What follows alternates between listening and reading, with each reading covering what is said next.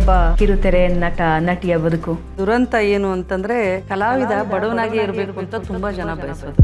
ಉತ್ತರ ಕರ್ನಾಟಕದಲ್ಲಂತೂ ಒಳ್ಳೆ ಮನೆತನದ ಹೆಣ್ಮಕ್ಳೆಲ್ಲ ನಾಟಕ ಮಾಡಬಾರ್ದು. ಹೇಗಿದೆ ಆಯ್ಕೆಗಳು, ಹೆಂಗ್ ಸಿಗುತ್ತೆ? ಮೀಟು ಸದ್ದು ಮಾಡ್ತು ಗೊತ್ತಾ, ಅಡ್ಜಸ್ಟ್ ಆಗಬೇಕು, ಮತ್ತೊಂದು ಮುಗ್ದೊಂದು ಎಲ್ಲ ಕೇಳ್ತಾ ಇದ್ರು. ಆಮೇಲೆ ಅವ್ರ ಹೆಣ್ಮಕ್ಳನ್ನ ಮೆಟ್ಲು ಕೆಳಗಿಟ್ಟೆ ನೋಡುವಂಥ ಸಿನಿಮಾ ರಂಗಕ್ಕೆ ಹೋಲಿಸಿದ್ರೆ ಟಿವಿ ಸೀರಿಯಲ್ಗಳಲ್ಲಿ ಎಕ್ಸ್ಪೀರಿಯನ್ಸ್ ಆಗಿದೆ. ಸ್ವತಃ ನನ್ನ ಜೊತೆನೇ ಲೈಟ್ ಆಫೀಸರ್ಸ್ ಆಗಿ ಕೆಲಸ ಮಾಡ್ತಾರೆ. ಅವರೆಲ್ಲರೂ ನಟರಾಗೆ ಬರಬೇಕು ಅಂತ ಬಂದವರು. ರಂಗಭೂಮಿಯಲ್ಲಿ ಒಂದು ಮಾತಿದೆ, ಜನ ಚೇಂಜ್ ಕೇಳ್ತಾರೆ ಅಂತ ಚಿಲ್ಲರೆ ಆಗ್ತೀಯಾ. ಕಾಮಿಕಲ್ ಸೀರಿಯಲ್ಗಳು ಯಾಕೆ ಬರಲ್ಲ ಕನ್ನಡಿಗರಿಗೆ? ನಗ್ಸೋದು ಗೊತ್ತಿಲ್ಲ. ಬಾಯಿ ಮುಚ್ಕೊಂಡು ಇರಬೇಕು ಆರ್ಟಿಸ್ಟ್. ನೀನು ವಿ ಆರ್ ಪೇಯಿಂಗ್ ಯು ಅಂತ ಅಂದರೆ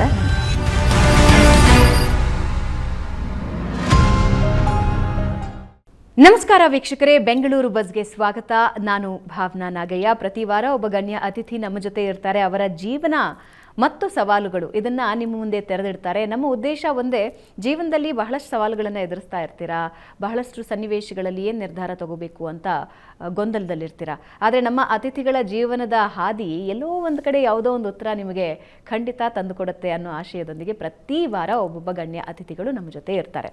ಇವತ್ತು ಕಿರುತೆರೆ ಮತ್ತು ಹಿರಿತೆರೆ ಎರಡರಲ್ಲೂ ಕೂಡ ನಿರಂತರವಾಗಿ ತಮ್ಮ ಕಲಾ ಸೇವೆಯನ್ನು ನೆರವೇರಿಸ್ತಾ ಬರ್ತಾ ಇರೋ ಹಿರಿಯ ನಟಿ ನಮ್ಮ ಜೊತೆ ಇದ್ದಾರೆ. ಜಯಲಕ್ಷ್ಮಿ ಪಾಟೀಲ್ ಅವರು. ನಮಸ್ಕಾರ ಜಯಲಕ್ಷ್ಮಿ ಅವರೇ. ನಮಸ್ಕಾರ, ಕಾರ್ಯಕ್ರಮಕ್ಕೆ ಸ್ವಾಗತ. ನಿಮ್ಮನ್ನ ಆಕ್ಟಿವಿಸ್ಟ್ ಅಂತ ಹೇಳಬೇಕಾ, ನಟಿ ಅಂತ ಹೇಳಬೇಕಾ, ರೈಟರ್ ಅಂತ ಹೇಳಬೇಕಾ, ಏನಂತ ಇಂಟ್ರೊಡ್ಯೂಸ್ ಮಾಡಲಿ ನಿಮ್ಮನ್ನ? ಜಯಲಕ್ಷ್ಮಿ ಪಾಟೀಲ್ ಅಂತ ಮಾಡಿ. ಹೇಗಿದ್ದೀರಾ? ಚೆನ್ನಾಗಿದ್ದೀನಪ್ಪ, ನೀವು? ನಾನು ಚೆನ್ನಾಗಿದ್ದೀನಿ. ಕಿರುತೆರೆ, ನಟನೆ, ರಚನೆ ಜೊತೆಗೆ ಸಾಮಾಜಿಕ ಕೆಲಸಗಳು, ಹೇಗಿದೆ ಜೀವನ? ಚೆನ್ನಾಗಿದೆ, ಸಾರ್ಥಕ ಅನಿಸುತ್ತೆ ಕೆಲಸ. ಕಿರುತೆರೆಯಿಂದನೇ ಶುರು ಮಾಡೋಣ. ಕಿರುತೆರೆ, ಹಿರಿತೆರೆ ಅಂದ ತಕ್ಷಣ ಜನರಿಗೆ ಅದೊಂದು ಫೇರಿ ಟೇಲ್ ಅಂತ ಅನ್ಸಕ್ಕೆ ಶುರು ಆಗ್ಬಿಡುತ್ತೆ. ವಾವ್, ಸ್ಕ್ರೀನಲ್ಲಿ ಬರ್ತಾರೆ, ಆ್ಯಕ್ಟಿಂಗ್ ಮಾಡ್ತಾರೆ. ಅವರ ಸಂಬಳ ಏನಂದರೆ ಒಂದು 2-3 ವರ್ಷ ಕೆಲಸ ಮಾಡಿದ್ರೆ ಬೆಂಗಳೂರಿನಂತಹ ಮಹಾನಗರದಲ್ಲಿ ಒಂದು 4 ಬಿಲ್ಡಿಂಗ್ ಕಟ್ಕೋಬೋದು. ಹೀಗಿದ್ದೆಲ್ಲ ಕಲ್ಪನೆಗಳು ಜನಸಾಮಾನ್ಯರಲ್ಲಿ ಇರುತ್ತೆ. ಹಾಗಾಗಿ ಮನರಂಜನಾ ಫೀಲ್ಡ್ ಇದೆಯಲ್ಲ, ಈ ಎಂಟರ್ಟೈನ್ಮೆಂಟ್ ಫೀಲ್ಡು ತುಂಬ ಆಕರ್ಷಣೆ. ಅದು ಕೂಡ ಇದು ಸೀರಿಯಲ್ಗಳು ಸ್ಪೆಷಲಿ. ಸಿನಿಮಾ ಆದರೆ ಒಂದು 3 ಗಂಟೆ ನೋಡಿ ವಾಪಸ್ ಬಂದುಬಿಡ್ತೀವಿ, ಸ್ವಲ್ಪ ದಿನ ಮನಸ್ಸಿನಲ್ಲಿ ಉಳಿಯುತ್ತೆ. ಆದರೆ ಸೀರಿಯಲ್ ಹೆಂಗೆ ಅಂದರೆ ನಿಮ್ಮನ್ನು ಜನ ನೋಡ್ತಾ ಇರ್ತಾರೆ. ಅವ್ರಿಗೆ ಹೆಂಗಾಗಿರುತ್ತೆ ಅಂದರೆ ನೀವು ಅವ್ರ ಮನೆಯ ಒಂದು ಸದಸ್ಯ ಆಗ್ಬಿಟ್ಟಿರ್ತೀರಿ, ಎಲ್ಲೋ ಹೋಗಿರ್ತೀರಿ. ಅವ್ರು ಎಷ್ಟು ಆತ್ಮೀಯತೆಯಿಂದ ಮಾತಾಡಿಸ್ತಾರೆ ಅಂತ ಹೇಳಿದ್ರೆ ಅಕ್ಕಪಕ್ಕದವರೇ ಇರಬೇಕು, ಇಲ್ಲ ಸಂಬಂಧಿಗರೇ ಇರಬೇಕು ಅನ್ನೋ ರೀತಿ ಕನೆಕ್ಟ್ ಆಗಿಬಿಡ್ತಾರೆ. ಕಿರುತೆರೆ ಜರ್ನಿ ಶುರುವಾಗಿದ್ದು ಹೇಗೆ? ಕಿರುತೆರೆಗೆ ಎಂಟ್ರಿ ಆಗಿದ್ದು ಹೇಗೆ ನೀವು? ಕಿರುತೆರೆಗೆ ಎಂಟ್ರಿ ಅಂತಂದರೆ ನನ್ನ ಸೋದರ ಮಾವಂದರು ಆರ್ಟ್ ಲೈನಲ್ಲಿರೋರು. ಅಂದರೆ ನನ್ನ ದೊಡ್ಡ ಸೋದರ ಮಾವ NSD ಗ್ರ್ಯಾಜುಯೇಟು, ಅಶೋಕ್ ಬಾದರ್ದಿನಿ ಅಂತ. ಆದರೆ ನನ್ನ 4ನೇ ಸೋದರ ಮಾವ ಒಂದು ಸೀರಿಯಲ್ ಮಾಡ್ತೀನಿ, ಆ್ಯಕ್ಟ್ ಮಾಡ್ತೀಯಾ ಅಂತ ಕೇಳಿದರು, DD ಚಂದನಕ್ಕೆ. ಆಗ ನಾನಿನ್ನು ಬಾಂಬೆಲಿದ್ದೆ. ಯಾವ ಏಜಲ್ಲಿ? 32 ಐ ಥಿಂಕ್. 32. ಬಾಂಬೆಲಿ ಏನು ಮಾಡ್ತಿದ್ರಿ? ಬಾಂಬೆಲಿ ನನ್ನ ಗಂಡ ಸಿವಿಲ್ ಇಂಜಿನಿಯರು. ಅಲ್ಲಿ ಅವ್ರದ್ದು ಕೆಲಸ ಇತ್ತು. ಹೀಗಾಗಿ ನಾವೆಲ್ಲ ಅಲ್ಲಿ ಇದ್ದಿದ್ದು. ಅಲ್ಲಿಗೆ ಸೊ ನಾನು ಮಾಡ್ತಾ ಇದ್ದೀನಿ, ಆ್ಯಕ್ಟ್ ಮಾಡ್ತೀಯಾ ಅಂತ. ನಾನು ಉಮೇಶ್ ಬಾದರ್ದಿನಿ ಅಂತ ಅವರೊಂದು 2-3 ಸಿನಿಮಾಗಳನ್ನು ಕೂಡ ಮಾಡಿದ್ರು. ಮಾಡ್ತೀಯಾ ಅಂತ ಕೇಳಿದ್ರು. ಸರಿ ಮಾಡ್ತೀನಿ ಅಂದೆ. ಹಾಗಾಗಿ ಸೈಲೆನ್ಸ್ ಪ್ಲೀಸ್ ಅಂತ ಅದರ ಹೆಸರು. ಅದು ನನ್ನ ಮೊಟ್ಟ ಮೊದಲ ಸೀರಿಯಲ್ಲು. ಆಮೇಲೆ ಬೆಂಗಳೂರಿಗೆ ಬಂದಮೇಲೆ ಬೆನಕ ಗೊತ್ತಲ್ಲ, ರಂಗತಂಡ. ಅಲ್ಲಿ ನಾಟಕ ಮಾಡುವಾಗ ವಿನೋದ್ ಧೋಂಡಾಳೆ ಅಂತ ನಿರ್ದೇಶಕರು, ಅವ್ರ ಸಮುದಾಯದ ಇದು ಅಭಿನಯಿತ ರಂಗದ ವಿದ್ಯಾರ್ಥಿ ಕೂಡ ಮತ್ತು ಸಮುದಾಯ ಇದ್ರ ಜೊತೆ ಎಲ್ಲ ಕೆಲಸ ಮಾಡಿದವರು. ಅಲ್ಲಿಯ ನಾಟಕದಲ್ಲಿ ನೋಡಿ ಅವ್ರು ನನಗೆ P. ಶೇಷಾದ್ರಿ ಅವರ ಮೌನರಾಗ ಅಂತ ಸೀರಿಯಲ್ ಬರ್ತಾಯಿತ್ತು. ನಾನು ಆ್ಯಕ್ಚುಯಲ್ ಜರ್ನಿ ಅಂದರೆ ಸೀರಿಯಲ್ ಆ್ಯಸ್ ಅ ಪ್ರೊಫೆಷನ್ ಶುರುವಾಗಿದ್ದು ಮೌನರಾಗದಿಂದ. ನನಗೆ ಮುಂಬೈಯಿಂದ ಬೆಂಗಳೂರಿಗೆ ನಟನೆಗೋಸ್ಕರನೇ ಬಂದ್ರಾ ಅಥವಾ ಹಸ್ಬೆಂಡು ಕೂಡ ಶಿಫ್ಟ್ ಆದ್ರಾ? ಹೆಂಗದು? ಹಸ್ಬೆಂಡ್ ಜೊತೆಗೆ ನಾನು ಶಿಫ್ಟ್ ಆಗಿದ್ದು. ಓಕೆ. ಸೊ ಅವ್ರಿಗೆ ಪ್ರೈವೇಟ್ ಕಂಪ್ನಿಯಲ್ಲಿ ಕೆಲಸ ಮಾಡ್ತಿರೋದ್ರಿಂದ ಅವ್ರ ಪ್ರಾಜೆಕ್ಟು ಇಲ್ಲಿಗೆ ಶಿಫ್ಟ್ ಆಯಿತು. ಸೊ ಹಾಗಾಗಿ ನಾವು ಬೆಂಗಳೂರಿಗೆ ಬಂದ್ವಿ. ಬೆಂಗಳೂರಿಗೆ ಬಂದಮೇಲೆ ಬಾಂಬೆಲಿದ್ದಾಗಲೇ ರಂಗಭೂಮಿಲಿ ಕೆಲಸ ಮಾಡ್ತಾ ಇದ್ದಿದ್ದು. ನಟನೆ, ನಿರ್ದೇಶನ ಎರಡೂ ಬಾಂಬೆಲಿದ್ದಾಗಲೇ ಶುರು ಮಾಡ್ಕೊಂಡಿದ್ದು. ಆ್ಯಂಡ್ ಮೊದಲ ನಿರ್ದೇಶನ ಯಾವುದು ರಂಗಭೂಮಿಯಲ್ಲಿ? ಯಾವ ನಾಟಕ? ಆ್ಯಕ್ಚುಲಿ ಅಮ್ಮ ಅಂತ ಹೇಳಿ ಒಂದು ಏಕವ್ಯಕ್ತಿ ಇದು ಪಾತ್ರ ಏಕವ್ಯಕ್ತಿ ಪ್ರಯೋಗ ಅದು. ಸೊ ಅದು ಆದರೆ ನಿರ್ದೇಶನ ಅದನ್ನು ನಾನೇ ಆ್ಯಕ್ಟ್ ಮಾಡಿದ್ರಿಂದ ಅದನ್ನು ನಾನು ಪಕ್ಕಕ್ಕಿಟ್ಟು ಹೇಳೋದಂತಾದರೆ ಪುಷ್ಪರಾಣಿ ಅಂತ ಹೇಳಿ ಚಂದ್ರಶೇಖರ್ ಕಂಬಾರರ ನಾಟಕ. ಅದಾದಮೇಲೆ ಢಾಣ ಡಂಗುರ ಅಂತ ಹೇಳಿ ವೈದೇಹಿಯವರು ಬರೆದಿರೋ ಮಕ್ಕಳ ನಾಟಕ ಡೈರೆಕ್ಟ್ ಮಾಡಿದೆ. ಅದಾದಮೇಲೆ ಮಂಥರ ಅಂತ HSV ಅವರ ರಚನೆಯ ನಾಟಕ. ಸೊ ಹೀಗೆ ನಾಟಕಗಳನ್ನು ಒಂದಿಷ್ಟು ಡೈರೆಕ್ಷನ್ ಮಾಡಿಕೊಂಡು ಆ್ಯಕ್ಟಿಂಗ್ ಮಾಡಿಕೊಂಡು ಅಲ್ಲಿದ್ದೆ, ರಂಗಭೂಮಿಯೊಳಗಿದ್ದೆ. ಇಲ್ಲಿ ಬಂದಮೇಲೆ ಸೀರಿಯಲ್ನೊಳಾದೆ. ರಂಗಭೂಮಿ ಗೀಳು ಹತ್ತಿದ್ದು ಹೇಗೆ? ಆಗಲೇ ಹೇಳಿದ್ನಲ್ಲ, ಅಶೋಕ್ ಬಾದ್ರದೀನಿ ನನ್ನ ಸೋದರ ಮಾವ ದೊಡ್ಡವರು NST ಗ್ರ್ಯಾಜುಯೇಟ್ ಅನ್ನಲ್ಲ, ಅವ್ರು ಅಂದರೆ ನಿರ್ದೇಶನ ಮಾಡ್ತಾ ಇದ್ದಂಥ ನಾಟಕಗಳನ್ನು ನೋಡ್ತಾ ಇದ್ದೆ. ಮತ್ತು ಆಗ ಇದ್ದದ್ದು ಹಳ್ಳಿಗಳಲ್ಲಿ. ನನ್ನ ತಂದೆ ಸರ್ಕಾರಿ ವೈದ್ಯರಾಗಿದ್ದರು, ರಿಟೈರ್ ಆಗಿದ್ದಾರೆ ಈಗ. ಹಳ್ಳಿಗಳಲ್ಲೆಲ್ಲ ಜಾತ್ರೆ ಇದ್ದಾಗ ನಾಟಕಗಳು ಬರುತ್ತೆ, ಬಂದು ಕ್ಯಾಂಪ್ ಹಾಕ್ತಾರೆ ವೃತ್ತಿ ರಂಗಭೂಮಿಯವರು. ಇಡೀ ಒಂದು ತಿಂಗಳು ನಾಟಕಗಳು ನಡೀತಾ ಇರುತ್ತಲ್ಲಿ. ಸೊ ಹಾಗಾಗಿ ಅದನ್ನು ನೋಡಿದ್ದು ಮತ್ತು ಮಾವನ ನಾಟಕಗಳನ್ನು ನೋಡ್ತಾ ನೋಡ್ತಾ ನಾನು ಆ್ಯಕ್ಟ್ ಮಾಡಬೇಕು ಅನ್ನೋದು ಒಂದು ಆಸೆ ಹುಟ್ಕೊಂಡಿತ್ತು. ಪ್ರಭಾವಕ್ಕೆ ಒಳಗಾಗಿ ಎಂಟ್ರಾದ್ರಿ? ಇಲ್ಲ, ಅಷ್ಟು ಸುಲಭಕ್ಕೆ ಉತ್ತರ ಕರ್ನಾಟಕದಲ್ಲಂತೂ ನೀವು ರಂಗಭೂಮಿಗೆ ಎಂಟ್ರಿ ಕೊಡೋದು ಇನ್ನೂ ಕಷ್ಟದ ಕೆಲಸ. ಅಲ್ಲೆಲ್ಲ ಒಳ್ಳೆ ಮನೆತನ ಹೆಣ್ಮಕ್ಳೆಲ್ಲ ನಾಟಕ ಮಾಡಬಾರ್ದು, ಆ ಥರದ್ದು ಒಂದು ಅಡ್ಡ ಇದನ್ನ ಇಟ್ಬಿಡ್ತಾರೆ ನಮಗೆ.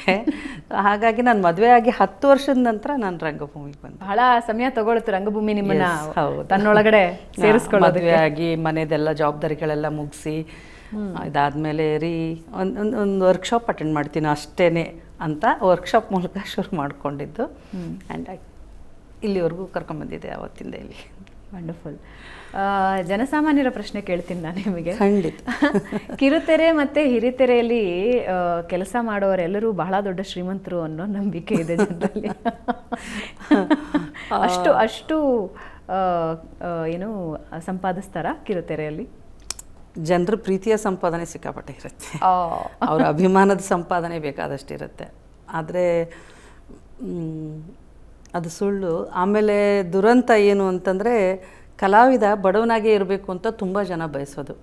ಬಹುಶಃ ಅವ್ರುಗಳಿಗೆ ಸಿನಿಮಾ ನೋಡ್ತಾರೆ, ಸಿನಿಮಾ ಸ್ಟಾರ್ಗಳನ್ನು ನೋಡ್ತಾರೆ, ಹೀರೋಗಳನ್ನು ನೋಡ್ತಾರೆ, ಹೀರೋಯಿನ್ ಕೂಡ ಅಲ್ಲ, ಹೀರೋಗಳನ್ನು ನೋಡ್ತಾರೆ. ಅಯ್ಯೋ ಅವ್ರದ್ದು ಅಷ್ಟಾಸ್ತಿ ಇದೆ, ಅಂಥ ಕಾರಲ್ಲಿ ಬರ್ತಾರೆ, ಇಂಥ ಕಾರಲ್ಲಿ ಬರ್ತಾರೆ, ಬಾಡಿಗಾರ್ಡ್ಸ್ ಇರ್ತಾರೆ, ಮತ್ತೊಂದು ಮುಗ್ದೊಂದು ನೋಡಿಬಿಟ್ಟು ಅವ್ರಿಗೆ ಎಲ್ಲ ಕಲಾವಿದರು ಹಾಗೆ ಇರ್ತಾರೆ ಅಂತ ಅಂದ್ಕೊಳ್ತಾರೆ. ಬಟ್ ವಸ್ತುಸ್ಥಿತಿ ಹಾಗಿರಲ್ಲ. ಸೊ ಹೇಗಿರುತ್ತೆ ಒಬ್ಬ ಕಿರುತೆರೆ ನಟಿಯ ಬದುಕು? ಅವಕಾಶಗಳು ಸತತವಾಗಿ ಸಿಗ್ತಾ ಇದ್ದರೆ ಪರವಾಗಿಲ್ಲ, ಆರಾಮಾಗಿ ಜೀವನ ಮಾಡ್ಬೋದು. ಇಲ್ಲದೆ ಹೋದರೆ ಕಷ್ಟ. ಆಮೇಲೆ ಈ ಸಂಭಾವನೆ ಅನ್ನೋದು ಎಲ್ಲ ಕಡೆ ಇದ್ದ ಹಾಗೆ ಅವರವರ ಎಕ್ಸ್ಪೀರಿಯನ್ಸ್ ಮೇಲೆ, ಆಮೇಲೆ ಏನು ಹೇಳ್ತಾರೆ, ಅವರು ಜೂನಿಯರ್ ಆರ್ಟಿಸ್ಟಾ, ಸೀನಿಯರ್ ಆರ್ಟಿಸ್ಟಾ, ಈಗಷ್ಟೇ ಹೊಸದಾಗಿ ಬಂದವರ, ಅಥವಾ ಸಿನಿಮಾದ ಹಿನ್ನೆಲೆಯಿಂದ ಬಂದವರ, ಅದೆಲ್ಲವೂ ಸಂಭಾವನೆಯ ಎತ್ತರಕ್ಕೆ ಅಥವಾ ಇದಕ್ಕೆ ಏನು ಹೇಳ್ತಾರೆ, ತಗೊಂಡು ಹೋಗುತ್ತೆ, ನಿರ್ಧಾರ ಆಗುತ್ತೆ. ಸೊ ಸಂಭಾವನೆ ಎಷ್ಟಿರಬೇಕು, ಎಷ್ಟು ಕೊಡ್ತಾರೆ ಏನು ಅಂತ ಅನ್ನೋದು ಅದರ ಮೇಲೆ ನಿರ್ಧಾರ ಆಗುತ್ತೆ. ಓಕೆ. ಅಂದರೆ ಈಗ ಏನು ಜನ ಏನು ಅನ್ಕೊಂಡಿರ್ತಾರೆ, ಅಷ್ಟು ಲಕ್ಷ ಬರುತ್ತೆ, ಇಷ್ಟು ಲಕ್ಷ ಬರುತ್ತೆ, ಎಲ್ಲ ಸುಳ್ಳು. ಇಲ್ಲ, ದುಡಿದ್ರೆ ಅಷ್ಟೊಂದು ಕೆಲಸಗಳಿದ್ರೆ ಬರ್ಬೋದೇನೋ, ಲಕ್ಷನೇ ಬರ್ಬೋದು. ಆದರೆ ಸೀರಿಯಲಲ್ಲಿ ಹೇಗಿರುತ್ತೆ ಅಂದರೆ, ನಮ್ಮ ಬಟ್ಟೆ ನಾವೇ ಕೊಂಡ್ಕೋಬೇಕು, ನಮ್ಮ ಜ್ಯುವೆಲರಿ ಏನಿರುತ್ತೆ ಅದನ್ನು ನಾವೇ ತೊಗೋಬೇಕು. ಸಿನಿಮಾದಲ್ಲಾದರೆ ಅವ್ರು ಕೊಡ್ತಾರೆ, ಅವ್ರು ಪ್ರೊವೈಡ್ ಮಾಡ್ತಾರೆ. ಹೌದಾ? ಅಂದರೆ ಸೀರಿಯಲಲ್ಲಿ ಸ್ಪಾನ್ಸರ್ಸ್ ಇರಲ್ಲ ಅಥವಾ ಪ್ರೊಡಕ್ಷನ್ ಹೌಸಿಂದ ಏನು ಬರೋದಿಲ್ವಾ? ಇಲ್ಲ. ಅದರಲ್ಲೇ ಅರ್ಧ ಸಂಭಾವನೆ ಹೊರಟೋಗ್ಬಿಡುತ್ತೆ. ಹೌದು, ಯಾಕೆಂದ್ರೆ ಯಾವುದೋ ಒಂದು ಹಬ್ಬದ ಸೀನ್ ಬಂತು, ಇನ್ಯಾವುದೋ ಒಂದು ಮದುವೆ ಸೀನ್ ಬಂತು, ಇವಕ್ಕೆಲ್ಲದಕ್ಕೂ. ಹಾಗಾದ್ರೆ ಯಾರು ಕಲಾವಿದರಿದ್ದಾರೆ ಅವರೇ ಇನ್ವೆಸ್ಟ್ ಮಾಡೋದು. ಎಸ್, ತುಂಬ ಅವರು ಸ್ಟಾರ್ ಲೆವೆಲ್ ಇದ್ದರು. ಅಂದರೆ ನಾನು ಆಗಲೇ ಹೇಳಿದೆ ನಿಮಗೆ, ಸಿನಿಮಾದಿಂದ ಬಂದಿದ್ದರು, ಸಿನಿಮಾದಲ್ಲಿ ತುಂಬ ದೊಡ್ಡ ಹೆಸರು ಮಾಡಿಬಿಟ್ಟು ಇಲ್ಲಿ ಬಂದಿದ್ದಾರೆ ಅಂತಾದರೆ ಅವ್ರುಗಳಿಗೆ ಸ್ಪಾನ್ಸರ್ಸ್ನ ಹುಡುಕೊಳ್ತಾರೆ ಪ್ರೊಡ್ಯೂಸರು, ಇಲ್ಲ ಸ್ವತಃ ಅವ್ರು ಇದು ಮಾಡ್ತಾರೆ. ಬಿಟ್ಟರೆ ಬಾಕಿ ಎಲ್ರಿಗೂ ಅವ್ರದ್ದು ಅವರೇ ಹೊಂದಿಸ್ಕೋಬೇಕಾಗತ್ತೆ. ಹಾಗಾದ್ರೆ ಜಾಸ್ತಿ ಬಜೆಟ್ ಬೀಳುತ್ತೆ. ಹಾಂ ಅದಕ್ಕೆ ಹೇಳಿದ್ದು, ಅದು ಸಂಭಾವನೆ ಲಕ್ಷ ಅಂದ್ರಲ್ಲ, ಅದಕ್ಕೆ ನನಗೂ ಬಂದಿದ್ದು ನನಗೆ. ಆದರೆ ನನ್ನ ಆಶಯ ಅದು ಆಗಲಿ, ಸಂಭಾವನೆ ಆ ಲೆಕ್ಕಕ್ಕೆ ಸಿಗೋ ಹಾಗೆ ಆಗಲಿ. ಯಾಕೆಂದರೆ ಅದು ಕೂಡ ದುಡಿತವೆ. ಯಾಕೆ ಈ ಪ್ರಶ್ನೆ ಕೇಳಿದೆ ಅಂದರೆ ಲಕ್ಷದ ಪ್ರಶ್ನೆ ಯಾಕೆ ಬಂತು ಅಂದರೆ, ಬಹಳಷ್ಟು ಹಳ್ಳಿಗಳಿಂದ ಏನೋ ದೊಡ್ಡ ಆಸೆ ಇಟ್ಕೊಂಡು ಈ ಮಾಯಾನಗರಿಗೆ ಬಂದುಬಿಡ್ತಾರೆ. ದಿನಾ ಬಸ್ ಹತ್ಕೊಂಡು, ಟ್ರೈನ್ ಹತ್ಕೊಂಡು, ನಾನು ಸೀರಿಯಲ್ನಲ್ಲಿ ಒಂದು ಆರ್ಟಿಸ್ಟ್ ಆಗ್ತೀನಿ, ನನ್ನ ಹತ್ರ ಒಂದು ಒಳ್ಳೆ ಕಾರ್ ಇರುತ್ತೆ, ನಮ್ಮ ಅಪ್ಪ ಅಮ್ಮನಿಗೆ ಒಂದು ಒಳ್ಳೆ ಮನೆ ಕಟ್ಟಿಸ್ತೀನಿ ಅಂದ್ಕೊಂಡು ದೂರದಿಂದ ಐ ಥಿಂಕ್ ಸಾವಿರಾರು ಜನ ಬರ್ತಾರೆ. ಅದು ಬೆಳ್ಳಿತೆರೆ ಆಗಿರಬಹುದು ಅಥವಾ ಕಿರುತೆರೆ ಆಗಿರಬಹುದು, ಎರಡರಲ್ಲೂ ಕೂಡ ನಾವು ಏನೋ ಸಾಧಿಸ್ಬೇಕು ಅಂತ ಬರ್ತಾರೆ ಇಲ್ಲಿಗೆ ಜನ. ಆದರೆ ಹಂಗೆ ಬರೋರಲ್ಲಿ ಐ ಥಿಂಕ್ ಬೆರಳೆಣಿಕೆಯಷ್ಟು ಜನರಿಗೂ ಕೂಡ ಒಂದು ದಿನದಲ್ಲಿ ಅವಕಾಶ ಸಿಗಲ್ಲ ಅಂತ ಅನ್ಸುತ್ತೆ. Very very very less. ಹೆಂಗದು ಅವಕಾಶಗಳು ಸಿಗೋದು ಹೇಗೆ? ಆಮೇಲೆ ನೀವು ನೋಡಿರ್ತೀರಿ ಅಲ್ಲ, ನಿಮ್ಮ ಹತ್ರನೂ ಯಾರೋ ಒಂದು ಪ್ರೊಫೈಲ್ ಹಿಡ್ಕೊಂಡು ಬಂದಿರ್ತಾರೆ, ನನಗೊಂದು ಅವಕಾಶ ಕೊಡಿ ಅಂತ ಕೇಳಿರ್ತಾರೆ. ಹೇಗಿದೆ ಆಯ್ಕೆಗಳು? ಹೆಂಗೆ ಸಿಗುತ್ತೆ ಸ್ಥಾನ? ಹೆಂಗೆ ಸಿಗುತ್ತೆ? ಕಿರುತೆರೆಯಲ್ಲಾಗಲಿ ಹಿರಿತೆರೆಯಲ್ಲಾಗಲಿ ಆಪ್ಷನ್ಸ್ ಏನಿವೆ? ಆಪ್ಷನ್ಸ್ ಅಂದರೆ, ಒಂದು ನಾನು ಆಗಲೇ ಹೇಳಿದಾಗೆ ನನ್ನದೇ ಉದಾಹರಣೆ ಕೊಡೋದಾದರೆ, ಸದ್ಯಕ್ಕೆ ಅಥೆಂಟಿಕ್ ಆದಂಥ ಉದಾಹರಣೆ ಅಂತ ಹೇಳ್ತೇನೆ. ಯಾಕೆಂದರೆ ಅದು ನನ್ನ ಎಕ್ಸ್ಪೀರಿಯೆನ್ಸು.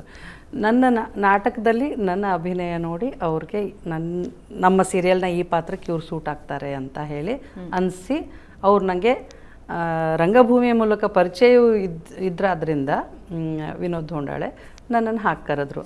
ಸೊ ನೀವೇ ಹೇಳೋ ಹಾಗೆ ಆಗಲೇ ಹೇಳ್ದಂಗೆ ಪ್ರೊಫೈಲ್ ಹಿಡ್ಕೊಂಡು ಬರ್ತಾರೆ. ಪಾಪ ಆ ಪ್ರೊಫೈಲ್ ಮಾಡಿಸೋದಕ್ಕೆ ಎಷ್ಟೋ ಸಾವಿರ, ಹತ್ರ ಲಕ್ಷ ಖರ್ಚು ಮಾಡಿ ಒಂದು ಪ್ರೊಫೈಲ್ ರೆಡಿ ಮಾಡ್ಕೊಂಡಿರ್ತಾರೆ. ಅದೃಷ್ಟಕ್ಕೆ ಏನಾಗಿದೆ ಅಂದರೆ, ಸಾರಿ ಇಂಟರಪ್ಟ್ ಮಾಡಿ, ಇತ್ತೀಚೆಗೆ ಅದೃಷ್ಟಕ್ಕೆ ಏನಾಗಿದೆ ಅಂದರೆ, ಒಂದು ರೀಲ್ಸಲ್ಲಿ ತೋರಿಸ್ತಾರೆ ಪ್ರೊಫೈಲ್, ಸರ್ ನಾನು ಇದು ಹಿಂಗೆ ಮಾಡಿದ್ದೀನಿ, ಅಥವಾ ಒಂದು ಶಾರ್ಟ್ ಮೂವಿ ಮಾಡಿದ್ದೀನೋ ಅಥವಾ ಇನ್ನೆಲ್ಲೋ ಅಭಿನಯ ಮಾಡಿದ್ದೀನಿ ಅಂದರೆ ಆ್ಯಂಡ್ರಾಯ್ಡ್ ಮೊಬೈಲಲ್ಲಿ ತೋರಿಸೋದಕ್ಕೊಂದು ಅವಕಾಶ ಇದೆ. ಐ ಥಿಂಕ್ ಸ್ವಲ್ಪ ಹಿಂದಕ್ಕೆ ಹೋದರೆ, ಒಂದು 10-15-20 ವರ್ಷದ ಹಿಂದಕ್ಕೆ ಹೋದರೆ ಪ್ರೊಫೈಲ್ಸೇ. ಪ್ರೊಫೈಲ್ಸ್ ಇಲ್ಲ, ನಿಮಗೆ ಆಡಿಷನ್ ತಗೊಳ್ತಾರೆ. ಸೊ ಬರೀ ಪ್ರೊಫೈಲ್ ನೋಡ್ಬಿಟ್ಟು ಯಾರನ್ನು ಇದು ಮಾಡೋದಿಲ್ಲ. ಐ ಮೀನ್ ಆ ಪ್ರೊಫೈಲ್ ನಾವು ಏನು ಮಾಡಿದ್ದೀವಿ, ಎಲ್ಲ ಥರದ ಪ್ರೊಫೈಲ್ ಅಷ್ಟಕ್ಕೂ ನಿಮ್ಮನ್ನು ಅವರು ನಿಮ್ಗೆ ಅಷ್ಟು ಬೇಗ ಅವಕಾಶ ಕೊಡೋದಿಲ್ಲ. ಅದು ಯಾಕೆ ಹೇಳಿದೆ ಅಂದರೆ, ನಾನು ಹಿಂಗೆ ಕೇಳ್ಬಿಟ್ಟಿದ್ದೀನಿ, ಪ್ರೊಫೈಲ್ ರೆಡಿ ಮಾಡೋದಕ್ಕೆ ಒಂದಷ್ಟು ದುಡ್ಡು ಖರ್ಚಾಗ್ತಿತ್ತು ಅಂತ. ಫೋಟೋ ಶೂಟ್ಗಳಿಗೆ ಸಾವಿರಾರು ರೂಪಾಯಿ ತಗೊಳ್ಳೋದು, ಅದು ಕೂಡ ಇಂಥದ್ದೇ ಕ್ಯಾಮ್ರಾಮನ್ ಮಾಡ್ತಾರೆ. ಇವಾಗಲೂ ಪ್ರೊಫೈಲ್ ರೆಡಿ ಮಾಡ್ಕೊಳ್ತಾರೆ. ಇವಾಗ ಫೋಟೋ ಶೂಟ್ಸ್ ಇವತ್ತಿಗೂ ಬೇಕಾಗುತ್ತೆ. ಹೌದು, ಬೇಕಾಗತ್ತೆ. ಸೊ ಆದರೆ ಸಿನಿಮಾದಲ್ಲಿ ಏನಾಗುತ್ತೆ ಅಂದರೆ, ಹೆಚ್ಚಾಗಿ ಪರಿಚಯದ ಮೂಲಕ ಹೋಗೋದು ಜಾಸ್ತಿ. ನಂಗೆ ಅವ್ರ ಪರಿಚಯ ಇದ್ದಾರೆ, ಈಗ ನೀವು ಹೇಳಿದ್ರಲ್ಲ ಇದ್ರೆ ನೋಡಿ ಅಂತ. ನಮ್ಗೆ ಮಾತಾಡ್ತಾ ಅಲ್ಲೇ ಪ್ರೊಡಕ್ಷನ್ ಮ್ಯಾನೇಜರ್ ಕೇಳ್ತಿದ್ರು, ಯಾರಾದರೂ ಇದ್ದಾರಾ ಮೇಡಮ್, ಯಾರಾದರೂ ಇದ್ದಾರಾ ಸರ್ ಅಂತ ಹೇಳಿ ಆರ್ಟಿಸ್ಟನ್ನು ಕೇಳ್ತಿರ್ತಾರೆ. ಅವ್ರಿಗೆ ತಮ್ಗೆ ಗೊತ್ತಿದ್ದವ್ರನ್ನ, ಹೊಸಬ್ರಿದ್ದರೆ ಆಡಿಷನ್ಗೆ ಕರೀತಾರೆ. ಹೇಗಾಗಿ ಹೋಗಿದೆ ಅಂದರೆ, ಈ ಆಡಿಷನ್ಗೆ ಕರೆಯೋದು ಕೂಡ ಅವ್ರು ಜೆನ್ಯೂನ್ ಹೌದು ಅಲ್ವೋ ಅಂತ ಚೆಕ್ ಮಾಡ್ಕೊಂಡು ಹೋಗು, ಹೆಣ್ಮಕ್ಳು ವಿಶೇಷವಾಗಿ. ಏನಾಗತ್ತದು? ಎಷ್ಟೋ ಸಲ ಮೋಸ ಹೋದವ್ರು ಬೇಕಾದಷ್ಟು ಜನ ಇದ್ದಾರೆ. ಅಂದರೆ ಸೀರಿಯಲ್ಗೆ ಅಂತ ಹೇಳಿ ನನ್ನ ಹತ್ರನೇ, ನೀವು ಆಗಲೇ ಹೇಳಿದ್ರಲ್ಲ ಆ್ಯಕ್ಟಿವಿಸ್ಟು ಇದು ಅಂತ, ನನ್ನ ಹತ್ರನೇ ಆ ಥರದ್ದು ಒಬ್ಬ ಲೇಡಿ ನನಗೆ ಈ ಥರ ಆಡಿಷನ್ಗೆ ಅಂತ ಕರೆದ್ರು ಮೇಡಮ್. ನಾನು ಹೋದೆ. ಆಮೇಲೆ ಅಲ್ಲಿದ್ರೆ ಅಡ್ಜಸ್ಟ್ ಆಗಬೇಕು, ಮತ್ತೊಂದು ಮುಗ್ದೊಂದು ಎಲ್ಲ ಕೇಳ್ತಾಯಿದ್ರು. ಆಮೇಲೆ ಅವ್ರು ಮಾಡ್ತಾ ಇದ್ದದ್ದು ಸಿನಿಮಾನೇ ಸೀರಿಯಲ್ಲೇ ಬೇರೆ ಥರದ್ದು. ಇಲ್ಲ ಹಾಗಲ್ಲ, ಎಲ್ಲರೂ ಹೀಗೆ ಇರ್ತಾರೆ ಅಂತ. ಅಂದರೆ ಒಬ್ಬ ಹೆಣ್ಮಕ್ಳನ್ನ ಹೊರಗಡೆ ಕಲಾವಿದೆಯರನ್ನ ವಿಶೇಷವಾಗಿ ನೋಡೋ ರೀತಿ ಇದೆಯಲ್ಲ, ಎಷ್ಟೇ ಕಡಿಮೆ ಆಗಿದೆ ಅಂದ್ಕೊಂಡ್ರು ಇವಾಗಲೂ ಕೂಡ ಕಲಾವಿದೆಯರಂದ್ರು ಒಂದು ಏನು ಹೇಳ್ತಾರೆ, ಒಂದು ಮೆಟ್ಲು ಕೆಳಗಿಟ್ಟೆ ನೋಡುವಂಥ ಮನಸ್ಥಿತಿ ತುಂಬ ಜನರದ್ದು ಬದಲಾಗಿಲ್ಲ. ಸೊ ಆಕೆಗೆ ಆ ಥರ ಏನು ಆಡಿಷನ್ ಕರೆದಿದ್ದು ಹಿಂಗೇನೆ, ಯಾವುದೋ ಒಂದು ಸೋಷಿಯಲ್ ಮೀಡಿಯಾದಲ್ಲಿ ವಿಡಿಯೋ ಮೂಲಕ ನೀವು ಹೇಳ್ದಂಗೆ ರೀಲ್ಸು ಮಾಡಿ ಅಲ್ಲಿ ಹೋದಾಗ ಅವಳಿಗೆ ಆ ಥರದ್ದು ಒಂದು ಅನುಭವ ಆಯಿತು.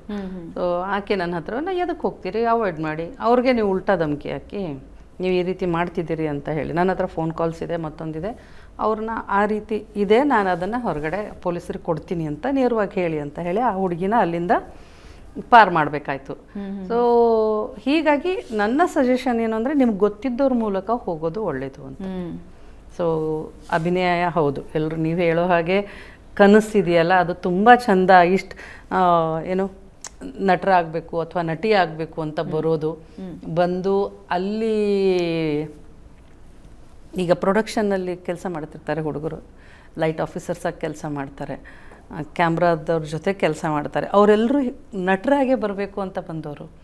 ಹಾಂ, ಹಾಗೆ ಬಂದಿರ್ತಾರೆ. ಅದಕ್ಕೆ ಅನಿಸೋದು ಅದೇ ಅಷ್ಟೇ. ಆಮೇಲೆ ಅದು ತುಂಬ ಸುಲಭ ಅನಿಸ್ಬಿಡುತ್ತೆ ಅವ್ರಿಗೆ. ನಿಂತು ಡೈಲಾಗ್ ಹೇಳೋದು ಅದೇನು ದೊಡ್ಡ ಅದು ಆ್ಯಕ್ಟಿಂಗ್ ಅದೇ ನಾನು ಮಾಡಬಲ್ಲೆ ಅನ್ನೋ ಅಂತ ಆಕರ್ಷಣೆ ಹುಟ್ಟಿಸೋವಂಥ, ಆಸೆ ಹುಟ್ಟಿಸೋವಂಥ ಪ್ರೊಫೆಷನ್ ನಮ್ಮದು. ಅಷ್ಟೇ ಅಲ್ವಾ ಅನಿಸುತ್ತೆ. ಅದು ಅಷ್ಟೇ ಇರಲ್ಲ ಅಂತ ಗೊತ್ತಿರಲ್ಲ ಪಾಪ. ಆ್ಯಂಡ್ ಅವಕಾಶಗಳು ಅಷ್ಟು ಸುಲಭಕ್ಕೆ ಸಿಗಲ್ಲ ಅಂತ ಗೊತ್ತಿರಲ್ಲ. ಸೊ ಹಾಗಾಗಿ ಹೊಟ್ಟೆಪಾಡು, ಅನಿವಾರ್ಯತೆ, ಯಾವುದೋ ಒಂದು ಊರು ಬಿಟ್ಟು ಬಂದಿದ್ದೀವಿ. ಅದು ನಿಜಕ್ಕೂ ನೀವು ಹೇಳಿದ್ದೀರಾ ತುಂಬ ನೋವಿನ ವಿಷಯ. ಅದು ಸರಿಯಾಗಿ ನಾಲೆಜ್ ಇರಲ್ಲ ಈ ಕ್ಷೇತ್ರದ ಬಗ್ಗೆ. ಇಲ್ಲಿ ಬಂದ ಮೇಲೆ ವಾಪಸ್ ಊರಿಗೆ ಹೋಗಬೇಕು ಅಂತಂದರೆ ಮರ್ಯಾದೆ ಪ್ರಶ್ನೆ ಆಗ್ಬಿಡುತ್ತೆ ಅವ್ರಗಳಿಗೆ. ಹಾಗಾಗಿ ಯಾವುದೋ ಒಂದು ಕೆಲಸ, ಚಲೋ ಒಂದು ಕೆಲಸ ಸಿಕ್ತು, ಒಂದು ಉದ್ಯೋಗ ಸಿಕ್ತು ಅನ್ನೋ ಕಾರಣಕ್ಕೆ ಲೈಟ್ ಬಾಯ್ ಆಗಿ, ಪ್ರೊಡಕ್ಷನ್ ಆಗಿ. ಲೈಟ್ ಬಾಯ್ಸ್ ಅನ್ಬಾರ್ದು, ಲೈಟ್ ಆಫೀಸರ್ ಹೇಳಬೇಕು. ಸಾರಿ, ಲೈಟ್ ಆಫೀಸರ್ಸ್ ಆಗಿ, ಮೇಕಪ್ ಆರ್ಟಿಸ್ಟ್ಗಳಾಗಿ, ಹೌದು, ಹಾಗೆ ಜೀವನ ಕಂಡುಕೊಂಡ್ಬಿಡ್ತಾರೆ. ಓಕೆ, ಒಂದು ಉದಾಹರಣೆ ತಗೋಣ. ಉದಾಹರಣೆಗೆ 1,000 ಜನ ಬೆಂಗಳೂರಿಗೆ ಬಂದರು ಅಂತ ಇಟ್ಕೊಳ್ಳಿ. ಬಿಕಾಸ್ ಕರ್ನಾಟಕದ ಮೂಲೆ ಮೂಲೆಯಿಂದ ಜನ ಬರ್ತಾರೆ. ಬೆಂಗಳೂರಿಗೆ ಕೆಲಸ ಹುಡ್ಕೊಂಡು ಬರೋರು ಲಕ್ಷಾಂತರ ಜನ ಒಂದು ದಿನಕ್ಕೆ. ಹಾಗೆ 1,000 ಜನ ಬೆಳ್ಳಿತೆರೆಯಲ್ಲಿ, ಕಿರುತೆರೆಯಲ್ಲಿ ಬರ್ತಾರೆ ಅಂತ ಹೇಳಿದ್ರೆ ಎಷ್ಟು ಜನರಿಗೆ ಅವಕಾಶ ಸಿಗಬಹುದು? ಉದಾಹರಣೆ, ಒಂದು ಸಣ್ಣ ಉದಾಹರಣೆ ಕೊಡ್ಬೋದು ನಟನೆಯಲ್ಲಿ. ಕಷ್ಟ ಅದು. ಮುಂಚೆ ಆದರೆ, ಈಗ ಚಾನಲ್ಗಳು ಜಾಸ್ತಿ ಆಗಿರೋದ್ರಿಂದ ನೀವು 1000 ಲೆಕ್ಕ ಹೇಳ್ತಾ ಇದ್ದೀರಿ. ಸೊ 1000 ಜನರಲ್ಲಿ ಒಂದು 10-15 ಜನಕ್ಕೆ 10-15 ಜನಕ್ಕೆ ಸಿಕ್ಕರೆ ಹೆಚ್ಚು. ಹಾಂ, ನೀವು ಅದನ್ನು 1000 ಜನ ಒಂದು ದಿನಕ್ಕೆ ಬರ್ತಾರೆ ಅಂತ ಹೇಳ್ತಿದ್ದೀರಾ, ಒಂದು ತಿಂಗಳಿಗೆ ಬರ್ತಾರೆ ಅಂತಿದ್ದೀರಾ, ಅಥವಾ ಒಂದು ವರ್ಷಕ್ಕೆ ಬರ್ತಾರೆ ಅಂತಿದ್ದೀರಾ? ಅಲ್ಲ, ನಾನು ಒಂದು ಉದಾಹರಣೆ, ಒಂದು ತಿಂಗಳಿಗೆ ಬಂದರು ಅಂತ. ಒಂದು ತಿಂಗಳಿಗೆ ಬಂದರೆ ಒಂದು 10 ಜನಕ್ಕೆ ಬೇಡ, 15 ಜನಕ್ಕೆ ಸಿಕ್ಕರೆ ಜಾಸ್ತಿ ಅಷ್ಟೇ. ಹಾಂ, ಯಾಕೆಂದರೆ ಸೀರಿಯಲ್ಗಳು ಪ್ರಾಕ್ಟಿಕಲ್ ಆಗಿ ನೋಡೋಣ, ಆಲ್ರೆಡಿ ನಡೀತಾ ಇವೆ. ಹೊಸ ಸೀರಿಯಲ್ಗಳು ಹುಟ್ಟಬೇಕು, ಹೊಸೊಬ್ಬರನ್ನ ಹಾಕೋಬೇಕು ಅಂದರೆ, ಇಲ್ಲ ಅಂಥದ್ದೊಂದು ಪಾತ್ರ ಆ ಸೀರಿಯಲಲ್ಲಿ ಪ್ರವೇಶ ಮಾಡಬೇಕು. ಅದಕ್ಕೆ ಹೊಸಬ್ರು ಪರವಾಗಿಲ್ಲ ಅಂದರೆ ಕಾಸ್ಟ್ ವೈಸು ಅಥವಾ ಜಸ್ಟ್ ಪಾಸಿಂಗ್ ಕ್ಯಾರೆಕ್ಟ್ರು ಆ ಥರದ್ದೇನೋ ಒಂದಿದೆ ಅಂತಾದರೆ ಏನಾಗುತ್ತೆ, ಅವ್ರಿಗೆ ಅವಕಾಶ ಸಿಗ್ಬೋದು. ಸೊ ನೀವು ಒಂದು ತಿಂಗಳಿಗೆ 10 ಜನಕ್ಕೆ ಸಿಗೋದು ಜಾಸ್ತಿ ಡೆಫಿನೆಟ್ಲಿ. ಅದರಲ್ಲಿ ಮುಖ್ಯ ಪಾತ್ರಗಳು ಸಿಗೋದು ಬಹುಶಃ ಅದನ್ನು ಅರ್ಧ ಮಾಡ್ಬೋದಾ? ಯಾಕೆಂದರೆ ನಿಮ್ಗೆ ತಕ್ಷಣಕ್ಕೆ ನಿಮಗೆ ಮುಖ್ಯ ಪಾತ್ರ ಸಿಗುತ್ತೆ ಅಂತ ಅನ್ನೋದಾದರೆ ನಿಮ್ಗೆ ಇನ್ಫ್ಲುಯೆನ್ಸ್ ಬೇಕು. ಲೈಕ್ ಇಲ್ಲ, ನೀವು ಆಲ್ರೆಡಿ ಜನಕ್ಕೆ ಗೊತ್ತಿರಬೇಕು. ಆದರೆ ನೀವು ಹೇಳೋ ಕ್ಯಾಟಗರಿಯಲ್ಲಿ ಜನಕ್ಕೆ ಗೊತ್ತಿಲ್ಲದೆ ಇರೋ ಜನ ಇವರು. ಹೌದು. ನೀವು ಅಂದರೆ ಇನ್ನೊಂದು ಆಸೆಯಿಂದ ಬಂದವರು. ಸೊ ನಾನು 10 ಜಾಸ್ತಿ ಹೇಳಿದೆ ಅನಿಸುತ್ತೆ ಬಹುಶಃ. ಅಷ್ಟು ಸುಲಭ ಅಲ್ಲ. ಅದರಲ್ಲಿ ಟೆಕ್ನಿಷಿಯನ್ಸ್ಗೆ ಅವಕಾಶಗಳು ಹೇಗಿವೆ? ಟೆಕ್ನಿಷಿಯನ್ಸ್ ಅಂತಂದರೆ ನೀವು ಈಗ DOPನ ಹೇಳ್ಬೋದು, ಹೌದಾ? ಸೊ ಅದಕ್ಕೆ ಟ್ರೈನಿಂಗ್ ಬೇಕು. ಅದಕ್ಕೋಸ್ಕರ ಅವರು ಮುಂಚೆನೇ ಏನು ಯಾರ ಜೊತೆನಾರ ಅಸಿಸ್ಟೆಂಟಾಗಿ ಕೆಲಸ ಮಾಡಿರಬೇಕು. ತಕ್ಷಣಕ್ಕೆ ಸಿಗಲ್ಲ. ಎಲ್ಲ ಲೈಟ್ ಆಫೀಸರ್ಸ್ ಆಗೇ ಬಂದವರು ತುಂಬ ಆಸಕ್ತಿ ಯಾರಿಗಿದೆ ಅವರು ಇದು ಮಾಡ್ತಾರೆ, ಏನು DOP ಆಗಬೇಕು ಅಂತಂದರೆ. ಇನ್ನು ಎಡಿಟಿಂಗಿಗೂ ಆಸಕ್ತಿ ಬೇಕು, ಕಲಿಕೆ ಬೇಕು. ಅದು ಕಲ್ತಿರ್ಬೇಕಲ್ವ. ಎಡಿಟಿಂಗ್ ಅಂದರೆ ಏನು ಅಂತ ಗೊತ್ತಿರಬೇಕಲ್ವ. ಮ್ಯೂಸಿಕ್ ಬೇಕು ಅಂತಂದರೆ, ಸೊ ಮ್ಯೂಸಿಕ್ ಗೊತ್ತಿರಬೇಕು ನಿಮಗೆ. ಏನೇ ಬೇಕು ಅಂತಂದರೆ ಆ ಟ್ಯಾಲೆಂಟ್ ನಮ್ಮಲ್ಲಿರಬೇಕು ಮತ್ತು ಅದು ಗೊತ್ತು ಮಾಡಿಕೊಡ್ಬೇಕು. ಹಾಗಾದರೆ ನಟರಿಗಿಂತ ಟೆಕ್ನಿಷಿಯನ್ಸ್ದು ಫ್ಯೂಚರ್ ಬ್ರೈಟ್ ಇರುತ್ತಾ? ಇಲ್ಲ, ನಟರು ತುಂಬ ಜನ ಇರ್ತಾರೆ. ಕ್ಯಾಮ್ರಾಮನ್ ಒಬ್ಬರು ಅಥವಾ ಇಬ್ಬರು, ಓಕೆ, ಎಡಿಟರ್ ಒಬ್ಬರು, ಡೈರೆಕ್ಟರ್ ಒಬ್ಬರು ಆದರೆ ADಗಳು 1-2-3 ಜನ ಅಂತ ಇಟ್ಕೊಳ್ಳಿ, ಅಸಿಸ್ಟೆಂಟ್ ಡೈರೆಕ್ಟರ್. ಹಾಂ, ಅಲ್ಲಿಗೆ ನಟರ ಸಂಖ್ಯೆ ಜಾಸ್ತಿ ಇದೆ, ಟೆಕ್ನಿಷಿಯನ್ಸ್ ಸಂಖ್ಯೆ ಕಮ್ಮಿ ಇದೆ. ಓಕೆ, ಈಗ ಯಾವುದೋ ಒಂದು ಮೋಸದ ಕಥೆ ಹೇಳ್ತಾ ಇದ್ರಿ ನಿಮಗೆ. ಹಾಗೆ ನಿಮ್ಮ ಜೀವನದಲ್ಲಿ ಆರಂಭಿಕದಿಂದಲೇ ರಂಗಭೂಮಿ ಅಂದರೆ ಒಳ್ಳೆ ಮನೆ ಹೆಣ್ಮಕ್ಳು ಹೋಗೋದಲ್ಲ ಅಂತ ನಿಮ್ಮ ಮನೆಯಲ್ಲಿ ತೆಗಳಿದ್ರು ಅಂತ. ಆದರೆ ಇವತ್ತಿಗೂ ಅದೊಂದು ಭಯ ಇದೆ ಕುಟುಂಬಗಳಲ್ಲಿ, ಕಿರುತೆರೆ ಬಗ್ಗೆ, ಬೆಳ್ಳಿತೆರೆ ಬಗ್ಗೆ. ಈ ಕಾಸ್ಟಿಂಗ್ ಕೌಚ್ ಇತ್ತೀಚಿನ ವರ್ಷ, ಕಳೆದ ವರ್ಷ ಆದರೆ ಹಿಂದಿನ ವರ್ಷದಲ್ಲಿ ದೊಡ್ಡದಾಗಿ ಸದ್ದು ಮಾಡಿತು. ಆದರೆ ಕೆಲವೊಬ್ಬರು ಎಕ್ಸ್ಪೀರಿಯನ್ಸ್ ಹೇಗಿರುತ್ತೆ ಅಂದರೆ, ಅದು ಬೆಳ್ಳಿತೆರೆ ಅಂತಲ್ಲ, ಕಿರುತೆರೆ ಅಂತಲ್ಲ, ಅಲ್ಲಲ್ಲಿ ನಡೆಯುತ್ತೆ ಅಂತ ಹೇಳ್ತಾರೆ. ಕಾಸ್ಟಿಂಗ್ ಕೌಚ್ ಬಗ್ಗೆ ನಿಮ್ಮ ಅಭಿಪ್ರಾಯ ಏನು? ಇದೆಯಾ? ಅದು ಇದೆ ಅಂತ ಹೇಳ್ತಾರೆ.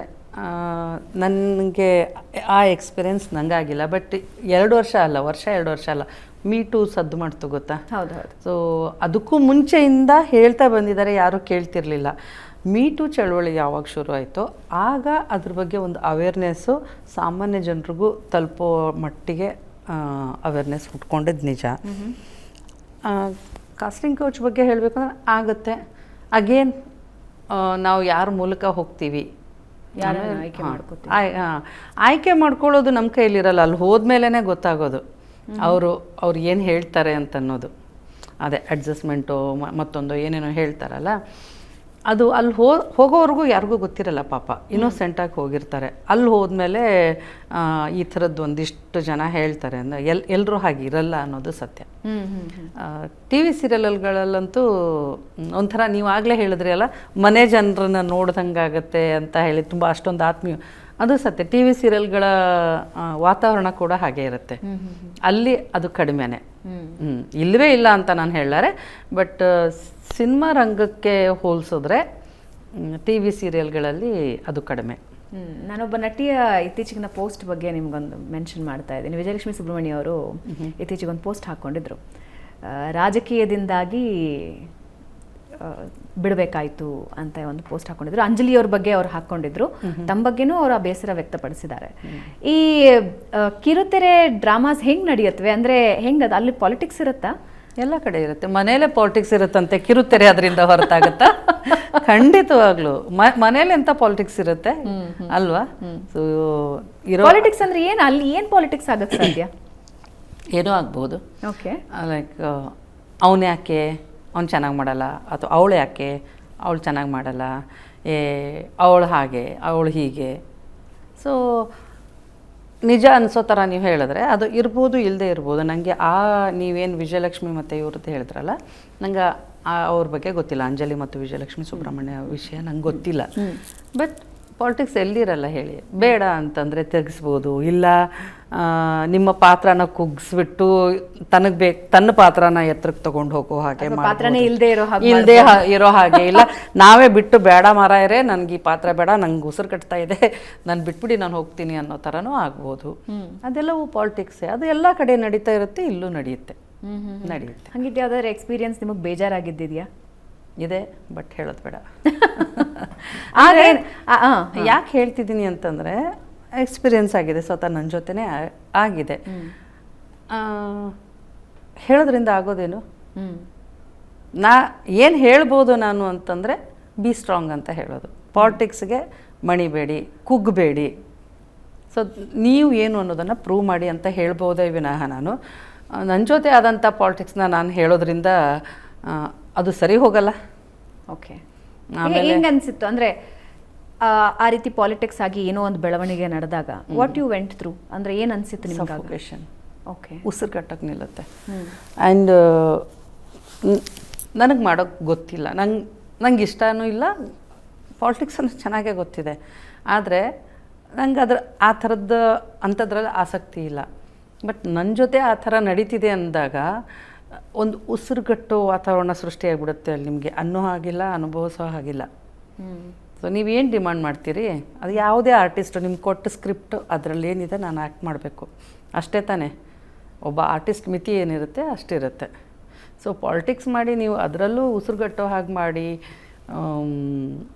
ಪಾತ್ರ ನಗಣ್ಯ ಥರ ಕಾಣೋ ಹಾಗೆ ಮಾಡಿ, ಏನೇನು ಎಲ್ಲೆಲ್ಲಿ ಹೈಲೈಟ್ ಆಗ್ಬೋದು ಅಷ್ಟು ಅಂಶಗಳನ್ನು ತೆಗಿಯೋ ಹಾಗೆ ಮಾಡೋದು, ಆ ಥರದ್ದೆಲ್ಲ ಇದೆಯಲ್ಲ, ತುಂಬ ಅಂದರೆ ತುಂಬ ಉಸಿರುಗಟ್ಟುತ್ತೆ. ಸಪೋಸ್ ನನಗೆ ದುಡ್ಡು ತುಂಬ ಆ ಟೈಮಲ್ಲಿ ಅವಶ್ಯಕತೆ ಇತ್ತು ಅಂದರೆ ನಾನು ಇಗ್ನೋರ್ ಮಾಡ್ತಾ ಇದ್ನೋ ಏನೋ. ಅಲ್ಲ, ಮ್ಯಾಕ್ಸಿಮಮ್ ಹಂಗೆ ಇಗ್ನೋರ್ ಮಾಡ್ತಾರಾ? ಮಾಡ್ತಾರೆ. ಯಾಕಂದ್ರೆ ಇವಾಗ ತಿಂಗಳಿಗೆ ಎಷ್ಟು ಅಂತ ಸಂಬಳ ಅಂದರೆ ಅದ್ರ ಮೇಲೆ ಬದುಕಿದ್ದಾಗ ಕಮಿಟ್ಮೆಂಟ್ ಇರುತ್ತೆ, ಕಮಿಟ್ಮೆಂಟ್ಸ್ ಇರುತ್ತೆ, ಮತ್ತು ಅರ್ನಿಂಗ್ ಕಂಪಲ್ಸರಿ. ಅದು ಯಾವುದೇ ಕ್ಷೇತ್ರ ತಗೊಳ್ಳಿ, ನಿಮಗೆ ದುಡಿತ ಅನಿವಾರ್ಯ ಅಂತ ಇದ್ದಾಗ, ನಿಮ್ಮ ಬದುಕಿಗೆ ನೀವು ದುಡಿಯೋ ಹಣ ತುಂಬ ಮುಖ್ಯ ಆಗುತ್ತೆ ಅಂದಾಗ ನೀವು ಸುಮ್ಮನೆ ಇರ್ತೀರಿ, ಇಗ್ನೋರ್ ಮಾಡ್ಕೊಂಡು ಹೋಗ್ತೀರಿ. ಆವಾಗಲೂ ನಿಮಗೆ ಬೇಜಾರಾಗ್ತಿರುತ್ತೆ. ಸೊ ಅದು ಕಲಾವಿದರ ರೂಪದಲ್ಲಿ ನೋಡಿದ್ರೆ ಪ್ರತಿಯೊಬ್ಬರು ಕಲಾವಿದರೆ, ಅವ್ರಿಗೆ ನೋವು ಆಗದೆ ಇರುತ್ತಾ? ಆಗುತ್ತೆ. ಬಟ್ ಬದುಕು ಬಾಯಿ ಮುಚ್ಕೊಂಡಿರು, ಇಲ್ಲದೇ ಇದ್ರೆ ಇವತ್ತಿನ ಸಂಬಳ ಸಿಕ್ಕಲ್ಲ, ನಾಳೆಯಿಂದ ಸಂಬಳ ಸಿಕ್ಕಲಿಕ್ಕಿಲ್ಲ ನೀನು ಅಪೋಸ್ ಮಾಡಿದ್ರೆ ಅನ್ನೋ ಒಂದು ಹೆದರಿಕೆ ಇರುತ್ತಲ್ಲ, ಆ ಒಂದು ಒಳಗಿನ ಮನಸ್ಸಿನ ಮಾತು ಕಲಾವಿದರನ್ನ ಬಾಯಿ ಮುಚ್ಕೊಂಡಿರೋ ಹಾಗೆ ಮಾಡುತ್ತೆ. ಸಫರ್ ಆಗ್ತಾರೆ. ನನಗೆ ದುಡ್ಡಿನ ಅವಶ್ಯಕತೆ ಖಂಡಿತ ಇರಲಿಲ್ಲ ಆಗ. ಬಟ್ ಸ್ಟಿಲ್ ನಾ ಏನೆಲ್ಲ ಹೆದರಿಕೆಗಳಿರುತ್ತೆ ಅಂತಂದರೆ, ಸಪೋಸ್ ನಾನು ಇಲ್ಲಿ ಅವ್ರನ್ನ ವಿರೋಧಿಸ್ದೆ ಅಂತ ಇಟ್ಕೊಳ್ಳಿ, ಅದನ್ನು ಸ್ಪ್ರೆಡ್ ಮಾಡ್ತಾರೆ, ಬೇರೆದ್ರಲ್ಲಿ ನಂಗೆ ಅವಕಾಶ ಸಿಕ್ಕಲ್ಲ. ಹಂಗಾಗುತ್ತಾ? ಆಗತ್ತೆ ಆಗತ್ತೆ. ಸೊ ಅದೆಲ್ಲವೂ ಭಯ ಇರುತ್ತೆ. ಯಾವುದೋ ಒಂದು ಭಯ ನಿಮ್ಮ ಅಥವಾ ಒಂದು ನಿಮ್ಮ ಬೇರೆ ಕಡೆ ಅವಕಾಶ ಸಿಗಲ್ಲ ಅನ್ನೋದು ಒಂದು ಭಯ. ಎಸ್. ಆಮೇಲೆ ಏನು ನನ್ನ ಬಗ್ಗೆ ಕೆಟ್ಟ ಇದು ಮಾಡಿದರೆ ಅದು ಹಾಗೆ ಆಗುತ್ತೆ. ಬರೀ ಅವಕಾಶ ಮಾತ್ರ ಅಲ್ಲ, ನಾಳೆಗೆ ನನ್ನ ಹೊಟ್ಟೆಪಾಡೇನು, ಒಂದು ಬೇರೆ ಕಡೆ ಅವಕಾಶ ಸಿಕ್ಕಲ್ಲ ಫಸ್ಟ್. ಅದು ಎರಡನೇದು. ಮೊಟ್ಟ ಮೊದಲಿಗೆ ನನ್ನ ಹೊಟ್ಟೆಪಾಡು, ನಾಳೆ ನನ್ನ ರೋಜಿ ರೋಟಿ ಹೇಗೆ, ಅದು ಮೊದಲನೇದು. ಎರಡನೇದು ಇದು ಬೇರೆ ಕಡೆ ಅವಕಾಶ ಸಿಗಲ್ಲ. ಸುಮ್ಮನೆ ನಾನು ಟಾರ್ಗೆಟ್ ಆಗ್ತಾ ಇದ್ದೀನಿ ಅಂತ ಅನ್ನೋದು, ಅಪಪ್ರಚಾರ ಮಾಡೋದಿದೆಯಲ್ಲ. ಆಮೇಲೆ ಜನಕ್ಕೆ ನಾನು ಏನಿದ್ದೀನಿ ಬೇಕಿಲ್ಲ, ನಾನು ಏನಿದ್ದೀನಿ ಅಂತ ಇನ್ಯಾರೋ ಹೇಳ್ತಾರಲ್ಲ, ಅದು ತುಂಬ ಸಿಹಿಯಾಗಿ ಕಾಣಿಸುತ್ತೆ, ಕೇಳಿಸುತ್ತೆ, ಅದು ತುಂಬ ರುಚಿಕಟ್ಟಾಗಿರುತ್ತೆ, ಬೇಗ ನಂಬಿಡ್ತಾರೆ. ಉದಾಹರಣೆ ಹೇಳಿ. ಉದಾಹರಣೆ, ಭಾವನಾ ಒಳ್ಳೆ ಆ್ಯಂಕರು, ಆದರೆ ಸ್ವಲ್ಪ ಕೊಬ್ಬು, ಆಮೇಲೆ ಏನು ಗೊತ್ತಾ ಅಂದ ತಕ್ಷಣ ಏನು ಅಂತ ಹಾಗೆ. ಓಕೆ. ಅವಾಗ ಅನ್ಸ್ಬಿಡ್ತೀವಿ, ಇಲ್ಲ ಚೆನ್ನಾಗಿ ಮಾತಾಡ್ತಾಳೆ ಹೌದು, ಆದರೆ ಕೊಬ್ಬಂತೆ ಆಕೆಗೆ ಅದು ಹಂಗೆ ಸ್ಪ್ರೆಡ್ ಆಗ್ತಾ ಹೋಗುತ್ತೆ. ಅದ್ರ ಜೊತೆ ಇನ್ನೊಂದಾಗತ್ತೆ, ಸಿನಿಮಾಗಳೆಲ್ಲ ತೋರಿಸ್ತಾರಲ್ಲ,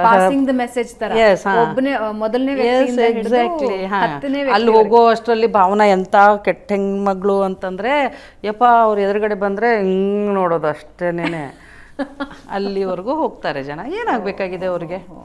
ನಿಮ್ಮ ಮಾನಸಿಕ ಸ್ಥಿತಿ, ನಿಮ್ಮ ತುಮುಲಗಳು, ನಿಮ್ಮ ಅನಿವಾರ್ಯತೆಗಳನ್ನು ಕಟ್ಕೊಂಡು ಏನಾಗಬೇಕಾಗಿದೆ ಅವ್ರಿಗೆ? So okay. ಜಗಳಗಳಾಗತ್ವಾ ಸೆಟ್ಟಲ್ಲಿ? ಜಗಳಗಳಾಗತ್ವಾ? ನಾನು ಕಂಡಿಲ್ಲ. ಆಗ್ಬೋದು, ಬಟ್ ನಾನು ಕಂಡಿಲ್ಲ. ಓಕೆ. ಸೊ ಆಗೋ ಸುದ್ದಿ ಇದೆ ನಿಮಗೆ? ಆಗತ್ತಾ? ಆಗಲ್ಲ, ಮ್ಯಾಕ್ಸಿಮಮ್ ಆಗಲ್ಲ.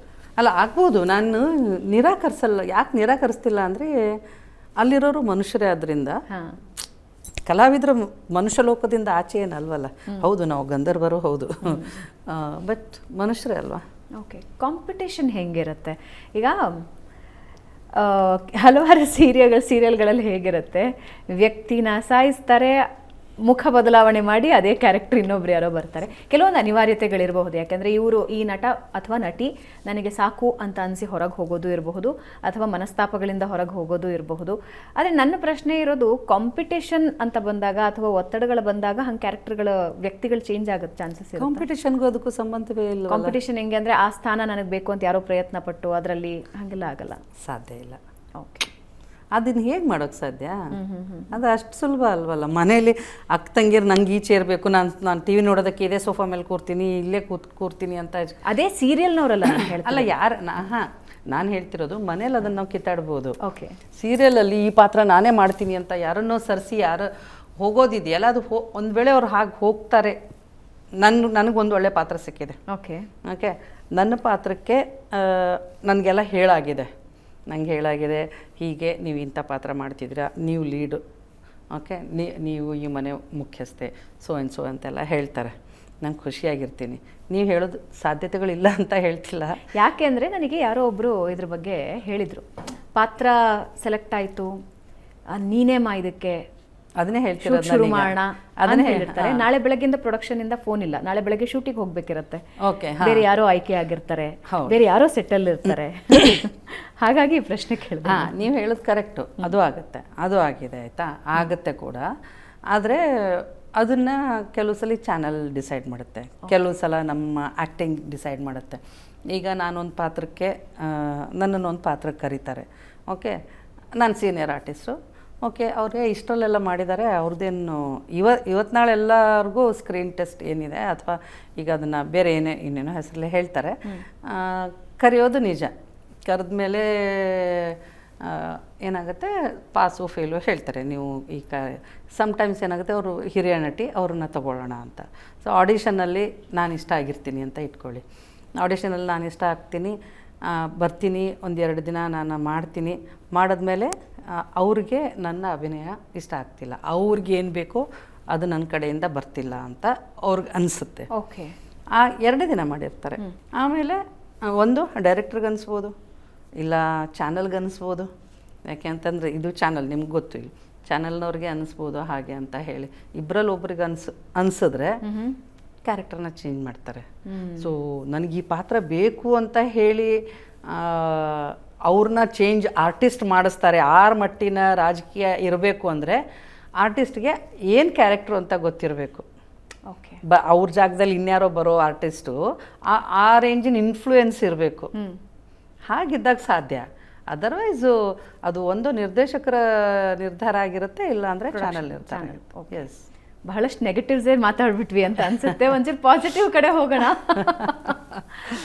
ಕಿರುತೆರೆ ಹಲವಾರು ಜನರಿಗೆ ಕನಸು ಹೌದು, ಆದರೆ ಹಲವಾರು ಜನರ ಕನಸನ್ನು ನನಸು ಮಾಡಿದೆ. ಹಲವಾರು ಜನರ ಜೀವನ ರೂಪಿಸಿದೆ, ಅವರಿಗೊಂದು ಐಡೆಂಟಿಟಿ ಕೊಟ್ಟಿದೆ. ನಿಮ್ಮ ಒಂದು ಪಾತ್ರ ಜನರ ಮನಸ್ಸಿನಲ್ಲಿ ಲೈಫ್ ಟೈಮಿಗೆ ಉಳಿದು ಹೋಗ್ಬಿಡುತ್ತೆ. ನೀವೆಲ್ಲೇ ಸಿಕ್ಕಿದ್ರೂ ನಿಮ್ಮ ಪಾತ್ರದ ಹೆಸರಲ್ಲಿ ಪರಿಚಯ ಮಾಡ್ಕೊಳ್ತಾರೆ ಮೇಡಮ್ ಅಂತ. ಹೆಂಗೆ ಬದಲಾಯಿಸುತ್ತೆ ಕಿರುತೆರೆ ಒಬ್ಬರ ಜೀವನನ? ಒಂದು ಅವಕಾಶ ಹೇಗೆ ಬದಲಾಯಿಸುತ್ತೆ ಅನ್ನೋದಕ್ಕಿಂತ ನಿಮಗೆ ಒಂದು ಪಾತ್ರ ಸಿಗುತ್ತೆ. ಓಕೆ, ಯಾವುದೇ ಜಗತ್ತಿನ ಯಾವುದೇ ಅದ್ಭುತ ನಟನ ತಗೊಳ್ಳಿ ನೀವು, ಒಂದೆರಡು ಪಾತ್ರಗಳಿರುತ್ತಲ್ಲ, ಅವನ್ನ ಅದರಿಂದಾಗಿ ಅವ್ರು ಏನು ಸ್ಟಾರ್ ಆಗ್ತಾರೋ ಅಥವಾ ಒಳ್ಳೆ ನಟರು ಅಂತ ಅನ್ನಿಸ್ಕೊಳ್ತಾರೋ ಅದು ಕೊನೆವರೆಗೂ ಕ್ಯಾರಿ ಆಗುತ್ತೆ. ಹಾಂ, ಈಗ ನೀವೊಂದು ಫಾರ್ ಎಕ್ಸಾಂಪಲ್ ಯಾವ ಸೀರೆ ಮಗಳು ಜಾನಕಿ ಅಂತ ಇಟ್ಕೊಳ್ಳಿ, ಅದರಲ್ಲಿ ಜಾನಕಿ ಪಾತ್ರ ಮಾಡಿದಂಥ ಹುಡುಗಿ ಅಲ್ವಾ. ಸೊ ನೀವು ಇನ್ನು ಯಾವುದೇ ಪಾತ್ರದಲ್ಲಿ ನೋಡಿದ್ರು ನೀವೇನು ಮಾಡ್ತೀರಾ, ಮೊದಲು ಮಗಳು ಜಾನಕಿನಲ್ಲಿ ಮಾಡಿದ್ರಲ್ಲ, ಜಾನಕಿ ಪಾತ್ರ ಮಾಡಿದ್ಲಲ್ಲ ಆ ಹುಡುಗಿ, ಹಾಗೆ ತಾನೇ ಮಾತಾಡೋದು. ಇಲ್ಲ ನನ್ನನ್ನು ತಗೊಂಡ್ರೆ ಮಂಗಳತ್ತೆ ಪಾತ್ರ ನಂದು. ಸೊ ಅದಕ್ಕೂ ಮುಂಚೆ ಸೀರಿಯಲ್ಗಳನ್ನು ಮಾಡಿದ್ದೀನಿ, ಮಾಡಿಲ್ಲ ಅಂತಲ್ಲ. ಬಟ್ ಮಂಗಳತ್ತೆ ಪಾತ್ರ ಕ್ಲಿಕ್ ಆದಮೇಲೆ ಮಂಗಳತ್ತೆ ಮುಕ್ತದಲ್ಲಿ ಮಾಡಿದ್ರಲ್ಲ ನೀವು. ಸೊ ಅದು ನಮ್ಮನ್ನು ಏನು ಮಾಡುತ್ತೆ, ಎಲಿವೇಟ್ ಮಾಡುತ್ತೆ. ಡೆಫಿನೆಟ್ಲಿ ಅದ್ರ ಹಿಂದೆ ನಮ್ಮ ಶ್ರಮವೂ ಇರುತ್ತೆ. ಆ್ಯಂಡ್ ಬರೀ ನಮ್ಮ ಶ್ರಮ ಇರಲ್ಲ, ಅಂದರೆ ನಮ್ಮ ಶ್ರಮ ಎಷ್ಟಿರುತ್ತೋ ಅಷ್ಟು ಸ್ಕ್ರಿಪ್ಟ್ ಇರುತ್ತೆ, ಡೈರೆಕ್ಷನ್ ಇರುತ್ತೆ, ಕ್ಯಾಮ್ರಾ ವರ್ಕ್ ಇರುತ್ತೆ, BGM ಇರುತ್ತೆ, ಎಲ್ಲ ಸೇರಿ ಒಂದು ಪಾತ್ರ ಸೃಷ್ಟಿಯಾಗುತ್ತೆ. ಎಲಿವೇಟ್ ಆಗುತ್ತೋ ಅಥವಾ ಸಪ್ರೆಸ್ ಆಗುತ್ತೋ ಆಗುತ್ತೆ. ಆದರೆ ಮುಖ್ಯವಾಗಿ ಸ್ಕ್ರಿಪ್ಟು ಎಷ್ಟೇ ಚೆನ್ನಾಗಿರಲಿ, ನಾನು ತೊಪ್ಪೆ ಆ್ಯಕ್ಟ್ ಮಾಡಿದ್ರೆ ಅದಕ್ಕೆ ಅರ್ಥವೇ ಇರಲ್ಲ. ತುಂಬ ಚೆನ್ನಾಗಿರೋ ಡೈಲಾಗು ಹೆಂಗೆಂಗೋ ಹೇಳಿದೆ, ಪಾಪ ಡೈರೆಕ್ಟ್ರ್ 10 ಸಲ ನಂಗೆ ಹೇಳ್ಕೊಟ್ರು, ನಾ ಹೆಂಗೆಂಗೋ ಹೇಳಿದೆ ಅಂತಂದರೆ ಅದಕ್ಕೆ ಅರ್ಥ ಇರಲ್ಲ. ಸೊ ಕಲಾವಿದರ ಕಾಂಟ್ರಿಬ್ಯೂಷನ್ ಇದ್ದೇ ಇರುತ್ತೆ. ಆ ಮೂಲಕ ಆಬ್ವಿಯಸ್ಲಿ ಜನಕ್ಕೆ ಇಷ್ಟ ಆಗುವಂಥ ಪಾತ್ರಗಳು ಎಲ್ಲ ರೀತಿಯ. ನಾನಾಗಲೇ ನನ್ನ ಪಾತ್ರ ಹೇಳುವಾಗ ಅದು ನೆಗೆಟಿವ್ ಪಾತ್ರ, ಅಂದರೆ ನೆಗೆಟಿವ್ ಶೇಡ್, ನಾಟ್ ನೆಗೆಟಿವ್ ಪಾತ್ರ ಆ್ಯಕ್ಚುಲಿ. ನಾನೇ ಬೇರೆಯವರಿಂದ ಕೇಳಿ ನಾನೇ ಅದನ್ನು ಹೇಳ್ತಾ ಇದ್ದೀನಿ. ಸೊ ಗಟ್ಟಿಗೀತಿ, ಒಂದು ಸ್ವಲ್ಪ ಗಡಸಲ್ಲ ಅಹಂಕಾರ, ಇದು ಇರುವಂಥ ನಾವು ಶ್ರೀಮಂತರು ಅನ್ನೋ ಗತ್ತಿರುವಂಥ ಆ ಥರದ ಪಾತ್ರ. ಜನಕ್ಕೆ ಇಷ್ಟ ಆಯಿತು, ತುಂಬ ಜನಕ್ಕೆ ಇಷ್ಟ ಆಯಿತು. ಅದಕ್ಕೇನು ಕಾರಣ ಅಂತಂದರೆ ನಾನೇನು ಹೇಳಿ, ನನ್ನ ನಟನೆ ಅಂತ ಹೇಳ, ಸ್ಕ್ರಿಪ್ಟ್ ಅನ್ಲ, ಇಲ್ಲ ಕ್ಯಾಮ್ರಾ ವರ್ಕ್ ತುಂಬ ಚೆನ್ನಾಗಿತ್ತು ಅಂತ ಹೇಳ, ಅಥವಾ ಡೈರೆಕ್ಟ್ರಿಗೆ ತುಂಬ ಚೆನ್ನಾಗಿ ಡೈರೆಕ್ಟ್ ಮಾಡಿದ್ರು ಅನ್ಲ, ಎಲ್ಲ ಸೇರಿ ಒಂದು ಪಾತ್ರ ಎಲಿವೇಟ್ ಆಗುತ್ತೆ. ಸೊ ನೀವು ಹೇಳಿದ್ದು ಹೆಂಗೆ ಅನಿಸುತ್ತೆ ಅಂದರೆ, ಯಾವುದೋ ಒಂದು ಗಟ್ಟಿ ಪಾತ್ರ 4 ಕಡೆ ಹೋದಾಗ ನಿಮ್ಮನ್ನು ಆ ಹೆಸರಿನಿಂದನೇ ಗುರುತಿಸ್ತಾರೆ, ಅದು ಪ್ರೌಡ್ ಫೀಲ್ ಆಗತ್ತಾ? ಹೆಂಗೆ ಒಬ್ಬ ಕಲಾವಿದ ಹೆಂಗೆ ಅನುಭವಿಸ್ತಾನೆ ಆ ಐಡೆಂಟಿಟಿನ ಅಥವಾ ಆ ರೀತಿಯ ಹೊಗಳಿಕೆನ ಹೆಂಗೆ ತಗೋತೀರಿ? ಖುಷಿಯಾಗುತ್ತೆ ಡೆಫಿನೆಟ್ಲಿ. ಒಂದು ನಮ್ಮದು ಕಲಾ ಪ್ರಪಂಚ, ತೋರಿಕೆ ಮಾಡ್ಬೋದು, ನಾನು ಹಿಂಗೇನಾಗಲ್ಲ ಅನ್ಬೋದು. ಬಟ್ ಇಲ್ಲ, ಮನುಷ್ಯರೇ ಅಲ್ಟಿಮೇಟಾಗಿ. ಯಾರಾದರೂ ನಮ್ಮನ್ನು ಗುರುತಿಸಿ ಮಾತಾಡಿದ್ರೆ, ಹೊಗಳಿದ್ರೆ ಹಾಗೇ ಆಗುತ್ತೆ, ತುಂಬ ಖುಷಿ ಆಗುತ್ತೆ. ಬರೀ ಖುಷಿ ಅಲ್ಲ. ನನ್ನದೇ ಒಂದು ಎಕ್ಸ್ಪೀರಿಯೆನ್ಸ್ ಹೇಳಬೇಕು ಅಂದರೆ, ಯಾವುದೋ ಒಂದು ಮಾಲಲ್ಲಿ ಫಿಲ್ಮ್ ನೋಡಿಕೊಂಡು ರೆಸ್ಟ್ ರೂಮ್ಗೆ ಇಂಟರ್ವಲಲ್ಲಿ ಹೋಗಿ ವಾಪಸ್ ಬರ್ತಾಯಿದ್ದೆ. ಒಂದು 5-6 ವರ್ಷದ ಮಗು, 5-6 ವರ್ಷದ ಹುಡುಗ ಇಷ್ಟಾಗಲ ಬಾಯಿ ತೆಗೆದು ಅಂತ ನೋಡ್ತಿದ್ದಾನೆ ನನ್ನನ್ನು. ಅವರಮ್ಮ ಎಲ್ಲ ಮಾತಾಡಿಸ್ತಿದ್ದಾರೆ, ಅವ್ನು ಕಣ್ಣು ಪಿಳುಕ್ಸ್ತಾ ಇಲ್ಲ, ಬಾಯಿ ಮುಚ್ತಾ ಇಲ್ಲ. ಅದು ಎಂಥದೇ ಪ್ರಶಸ್ತಿಗಿಂತ ದೊಡ್ಡ ಪ್ರಶಸ್ತಿ ನನ್ನ ಪಾಲಿಗೆ. ನಾನು ಅದನ್ನು ಏನೋ ಒಂದು ಹುಡುಗ ಬಾಯಿ ತೆಗೆದು ನೋಡಿತ್ತು ಅಂತಂದರೆ ನಾನು ಫೇಕ್ ಆಗಿಬಿಡ್ತೀನಿ. ಇಲ್ಲ, ಜೆನ್ಯೂನ್ ಆಗಿ ಖಂಡಿತ ತುಂಬ ಖುಷಿ ಆಗುತ್ತೆ, ತುಂಬ ಖುಷಿ ಆಗುತ್ತೆ. ಎಸ್. ಒಂದು ಸೀರಿಯಲ್ ಮ್ಯಾಕ್ಸಿಮಮ್ ಅಂದರೆ ಎಷ್ಟು ವರ್ಷ ಸ್ಟ್ರೆಚ್ ಮಾಡ್ತಾರೆ? ಒಂದು ಕೇಳಬೇಡಿ ನೀವು ಕೇಳಬೇಡಿ. 10 ವರ್ಷ ಓಡಿದ ಸೀರಿಯಲ್ಗಳು ಇವೆ ಆಯಿತಾ. 3 ತಿಂಗಳಿಗೆ ವೈಂಡಪ್ ಆದಂಥ ಸೀರಿಯಲ್ಗಳು ಇವೆ. ವೈಂಡಪ್ ಅಲ್ಲ ಅಂದರೆ ಮುಗಿಸಿರುವಂಥ ಸೀರಿಯಲ್ಗಳು ಇವೆ. ಕೆಲವೊಂದು ಕಥೆಗಳು ಇಷ್ಟು ಶುರು ಆಗತ್ತೆ, ಅದಕ್ಕೆ ಆ್ಯಡ್ ಆನ್ಗಳು ಬರ್ತಾ ಹೋಗುತ್ತೆ. ಕೆಲವೊಂದು ಇಂಟ್ರೆಸ್ಟಿಂಗ್ ಮಹಿಳಾ ಕೇಂದ್ರಿತ ಸೀರಿಯಲ್ಗಳು, ಅಫ್ಕೋರ್ಸ್ ಈಗೆಲ್ಲವೂ ಆಲ್ಮೋಸ್ಟ್ ಮಹಿಳಾ ಕೇಂದ್ರಿತ ಸೀರಿಯಲ್ಗಳೇ, ಆದರೆ ಆ ಕಥೆ ಆರಂಭ ಆದಾಗ ಇದ್ದ ರೀತಿಗೂ ಅದಾದ ಮೇಲೆ ಅದರಲ್ಲಿ ಬೇರೆ ಬೇರೆ ಎಲ್ಲನೂ ಬಂದ್ಬಿಡುತ್ತೆ. ದೇವರು ದೆವ್ವ ಎಲ್ಲನೂ ಆ್ಯಡ್ ಆಗಿಬಿಡುತ್ತೆ. ಹೆಂಗದು ಡಿಸೈಡ್ ಆಗುತ್ತೆ ಸ್ಟೋರಿ? ಯಾಕೆಂದರೆ ನನಗೆ ಅನಿಸಿರೋ ಪ್ರಕಾರ ಯಾವುದೇ ಒಂದು ಸೀರಿಯಲ್ನ, ಸ್ಪೆಷಲಿ ಸೀರಿಯಲ್ನ ಒಂದು ಸ್ಟೋರಿ ಲೈನಿಂದ ಶುರು ಆಗುತ್ತೆ. ಈ ಪಾತ್ರಗಳಿವೆ, ಇವರ ವ್ಯಕ್ತಿತ್ವಗಳು ಹೀಗೆ, ಇವರು ಜೀವನದಲ್ಲಿ ಅನುಭವಿಸೋ ಕಷ್ಟ ನಷ್ಟಗಳು ಮತ್ತು ಸಾಧನೆ, ಇದು ಒಂದು ಲೈನಲ್ಲಿ ಸ್ಟೋರಿ ಶುರು ಆಗುತ್ತೆ. ಅದು ಹೆಂಗೆ ಆ್ಯಡ್ ಆಗ್ತಾ ಹೋಗುತ್ತೆ? ಕೆಲವೆಲ್ಲ 5 ವರ್ಷ 8 ವರ್ಷ ಹೆಂಗೆ ಜನ ವ್ಯೂವರ್ಸ್ ನೋಡ್ತಾರೆ, ನಿರ್ಧರಿಸ್ತಾರೆ ಕಥೆ ಮುಂದೆ ಹೆಂಗೆ ನಾವು ಎಳಿಬೇಕು ಅನ್ನೋದನ್ನ ಹೆಂಗೆ ನಿರ್ಧರಿಸ್ತಾರೆ? ಏನು ಮಾಡೋದು ಪಾಪ ಅವರು. ಅಲ್ಲ ನನ್ನ ಪ್ರಶ್ನೆ ಇರೋದು ನಿರ್ಧಾರ ಹೆಂಗಾಗತ್ತದು ಅಂತ. TRP ನಿಮ್ಗೆ ಗೊತ್ತಲ್ಲ, ಚಾನಲ್ನವ್ರಿಗೆ TRP ಬಗ್ಗೆ ಗೊತ್ತಿಲ್ಲದೆ ಇದ್ರೆ, TRP ಚೆನ್ನಾಗಿದೆ ಅಂತಂದರೆ ನೋಡಿ, ಅಲ್ಟಿಮೇಟ್ಲಿ ಕಲೆ ಮತ್ತೊಂದು ಫ್ಯಾಕ್ಟು, ಬಟ್ ಇದು ಬಿಸ್ನೆಸ್ಸು. ಸಿನಿಮಾ ಇರ್ಬೋದು, ಕಿರುತೆರೆ ಇರ್ಬೋದು, ಚಾನಲ್ಗಳಿರ್ಬೋದು, ಬಿಸ್ನೆಸ್ ಬೇಸಿಕ್, ಹೌದಾ? ಸೊ ಒಳ್ಳೆ TRP ಇದೆ ಅಂತಂದರೆ ಮುಂದುವರಿಲಿ. ಅದು ಚಾನಲ್ಗೂ ಲಾಭ, ಪ್ರೊಡ್ಯೂಸರ್ಗೂ ಲಾಭ, ಕಲಾವಿದರಿಗೂ ಲಾಭ, ಟೆಕ್ನಿಷಿಯನ್ಸ್ಗೂ ಲಾಭ. 4 ಕಾಸು ಜಾಸ್ತಿ ಬರುತ್ತೆ. ಓಡಿಸು, ನೋಡ್ತಾ ಇದ್ದಾರೆ ಓಡಿಸು. ಓ ಕತೆ ಹೆಣಿಬೇಕು, ಚಲೋ. ಆದರೆ ಈ ದೆವ್ವ ಭೂತ ಬರ್ತಿರೋದು ಇದೆಯಲ್ಲ, ಅದು ದುರಂತ. ನನಗೂ ವೈಯಕ್ತಿಕವಾಗಿ ದೆವ್ವ ಬರೋದು, ಅವ್ರಿಗೆ ಹಾವಾಗೋದು, ಮುಂಗ್ಸಿ ಆಗೋದು, ಫ್ಯಾಂಟಸಿ ಮಕ್ಕಳಿಗೆ, ದೊಡ್ಡವ್ರಿಗಲ್ಲ. ಬಟ್ ದೊಡ್ಡವರು ಅದನ್ನ ನೋಡ್ತಾರಲ್ಲ, ನೋಡ್ತಾರೆ, ಖುಷಿಯಿಂದ ನೋಡ್ತಾರೆ ಅನ್ನೋದಕ್ಕಿಂತ ತಮಾಷೆ ಮಾಡ್ಕೊಂಡು ನೋಡ್ತಾರೆ ಅನ್ನೋದು ಫ್ಯಾಕ್ಟ್ ಅಲ್ವಾ? ಓಕೆ. ಈಗ ನೋಡ ಈಗ ಹಾವಾಗ್ತಾಳೆ ನೋಡ ಅವಳು, ಈಗ ನೋಡಿ ಬಂದ್ಲು ನೋಡು, ಈಗ ಹಾವು ಬಂತ ನೋಡು, ತಮಾಷೆ ಮಾಡ್ಕೊಂಡು ಹಾಕ್ತಾರೆ. ಭಯ ಭಕ್ತಿ ದೇವರು ನಾಗದೇವತೆ ಅಂತ ಅನ್ಕೊಳ್ಳೋರು ಇಲ್ಲ ಅಂತ ಹೇಳಲ್ಲ, ಬಟ್ ಅವರು ಸಂಖ್ಯೆ ಕಡಿಮೆ ಅಂತ ಹೇಳ್ತಾರೆ. ಓಕೆ, ಈಗ ಪಕ್ಕದ ಸೀರಿಯಲಲ್ಲಿ ಏನಾಗ್ತಾ ಇದೆ, ಅದು ವರ್ಕ್ ಆಗ್ತಾ ಇದೆ. ಯಾಕೆಂದರೆ ಒಬ್ಬ ನಿರ್ದೇಶಕರು ಇದನ್ನು ಶೇರ್ ಮಾಡಿದರು ನಮ್ಮ ಹತ್ರ.